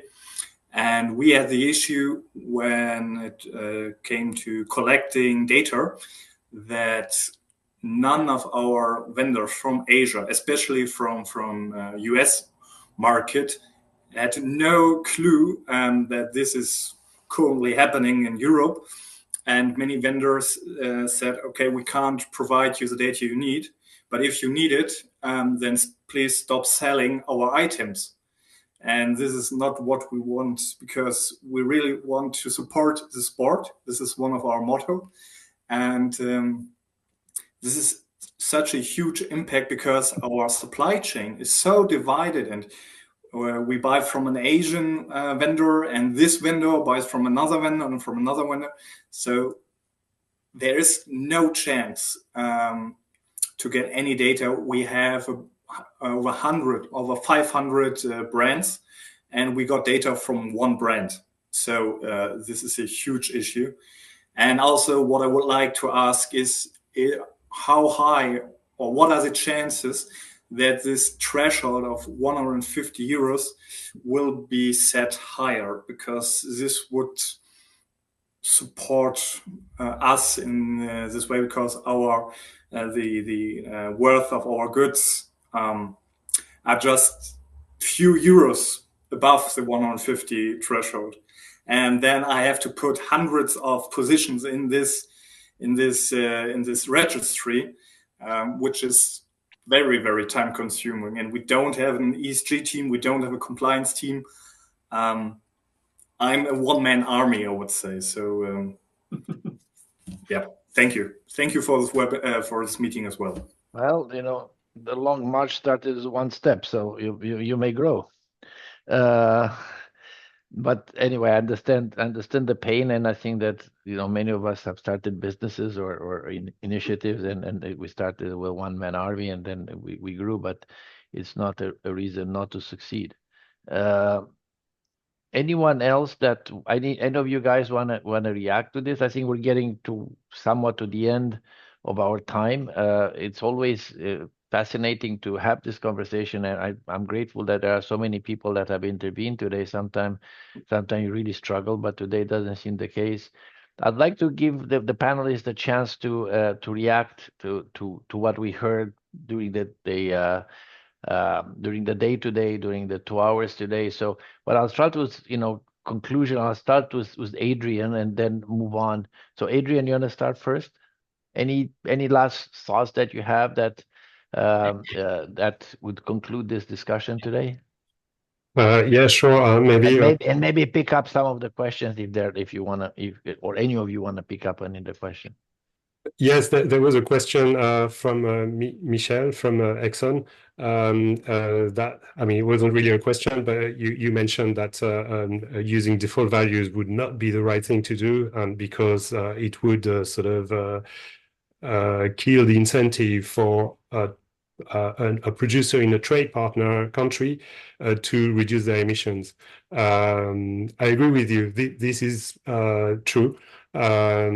Nevertheless, the initial purpose of the CBAM was to phase out free allocation in Europe. So it's an EU policy. It's not a sort of mission to evangelize emission reduction outside our borders. It's primarily a tool that would be able to create incentives within Europe to decarbonize by getting incentives, getting competition right. So I agree. There is a trade-off there if you apply default values, but I think it would be worth it.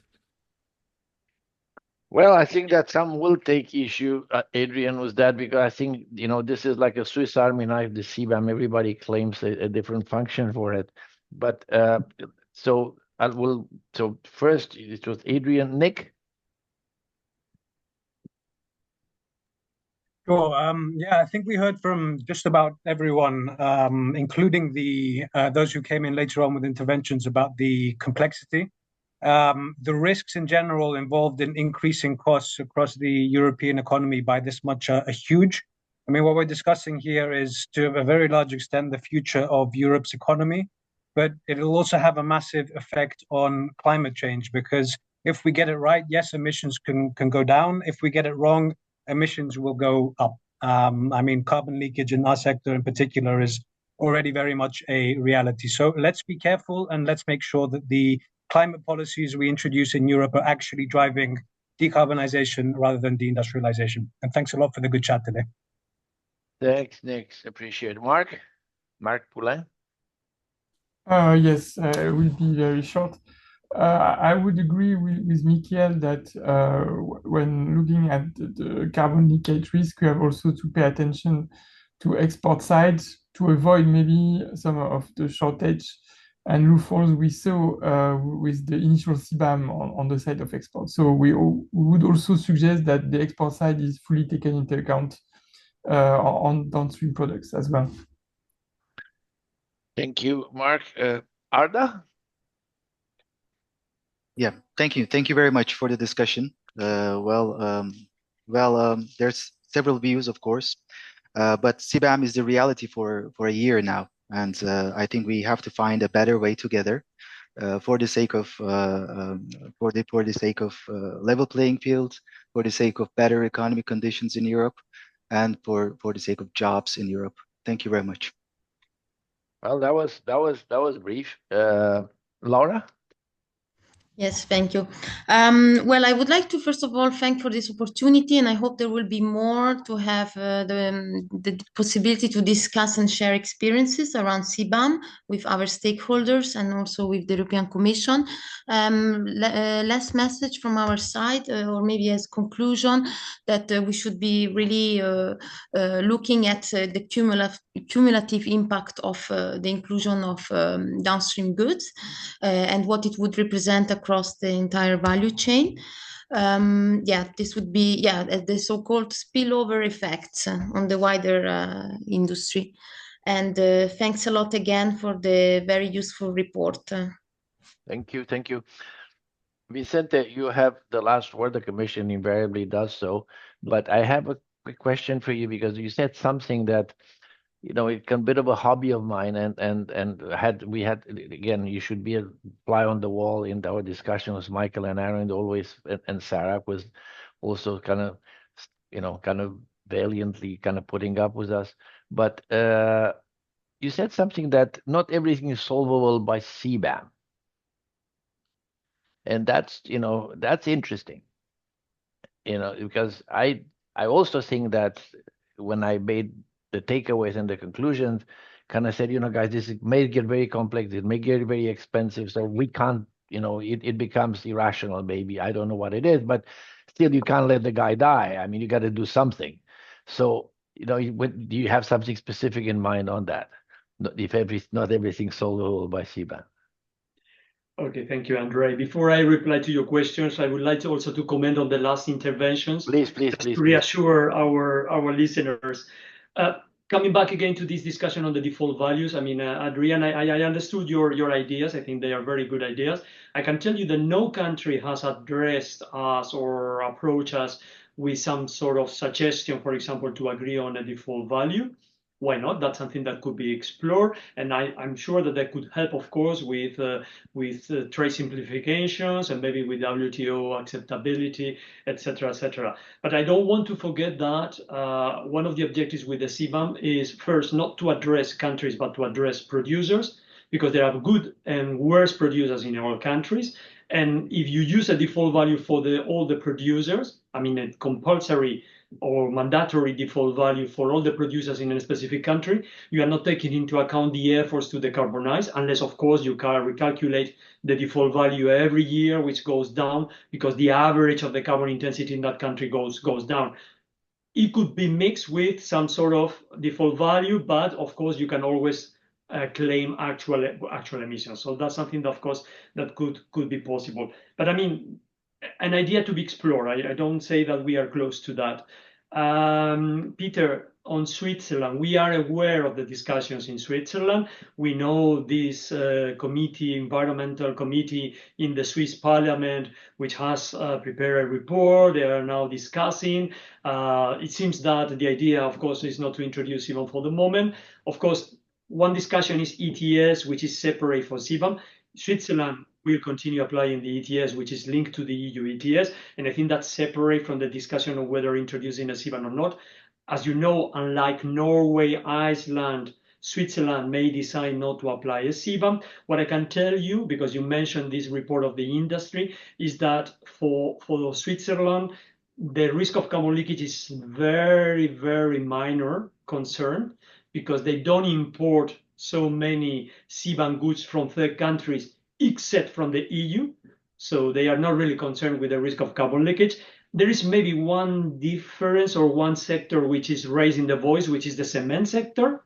And also, I can tell you that in Switzerland, where they are very concerned, is that in the end, Switzerland will become some sort of graveyard or importer of dirty goods because of not introducing a CBAM. So I think all this is still part of the discussion, reflection. And exports are also a big concern, Vicente, as you know. Yeah, of course. For Switzerland as well, in particular. Yeah, what I'm trying to say also is that unlike the EU, where we are importing a lot of CBAM goods, it's not the case of Switzerland. They are not importing so many steel, aluminum, fertilizers from third non-EU countries. So that makes a difference.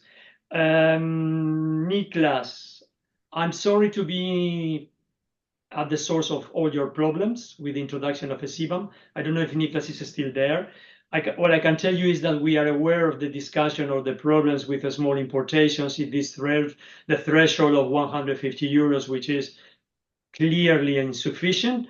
And that's something, of course, that we are analyzing and that we want to address very, very quickly, early in 2025, so that from the application of the definitive regime, we may have some solution for small importations. Lorenzo, I take note of your concerns or your remarks on intermediate products and the impact on possible further downstream goods. That's something, of course, that we will take into account. What I can also mention is that one issue that we are looking at also is the possibility of substitution.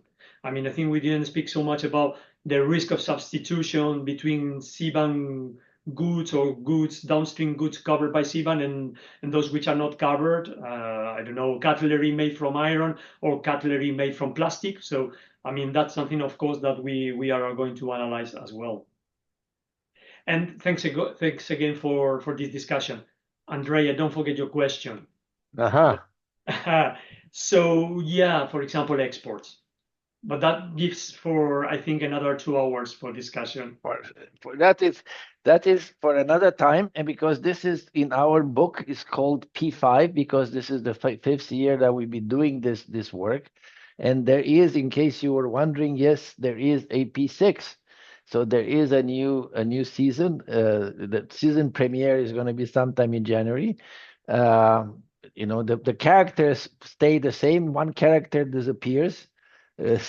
Sarah disappears, is going to be replaced by Laura, but that is, you know, we will miss her. We'll miss her. But we do still have one discussion. Somebody was talking about the fact that it's a useful forum for conversation. We will have a international town hall looking at implementation and a number of issues. We'll have an agenda shortly. That is on December the 12th. So just if you this is what you wanted for Christmas, you'll get a town hall for Christmas. So having said this, again, thank you all for being here today. And again, Sarah, good luck, and we shall meet again on December 12th. Thank you. Thank you. Thank you very much. Thank you. Yes. Have a nice day. And don't forget to read the download Thank and you. read the report. Thank you. Yeah. See you before Christmas. Thank you. Appreciate it. Bye-bye. Thank you. Bye-bye. Bye-bye. Bye. Thank you.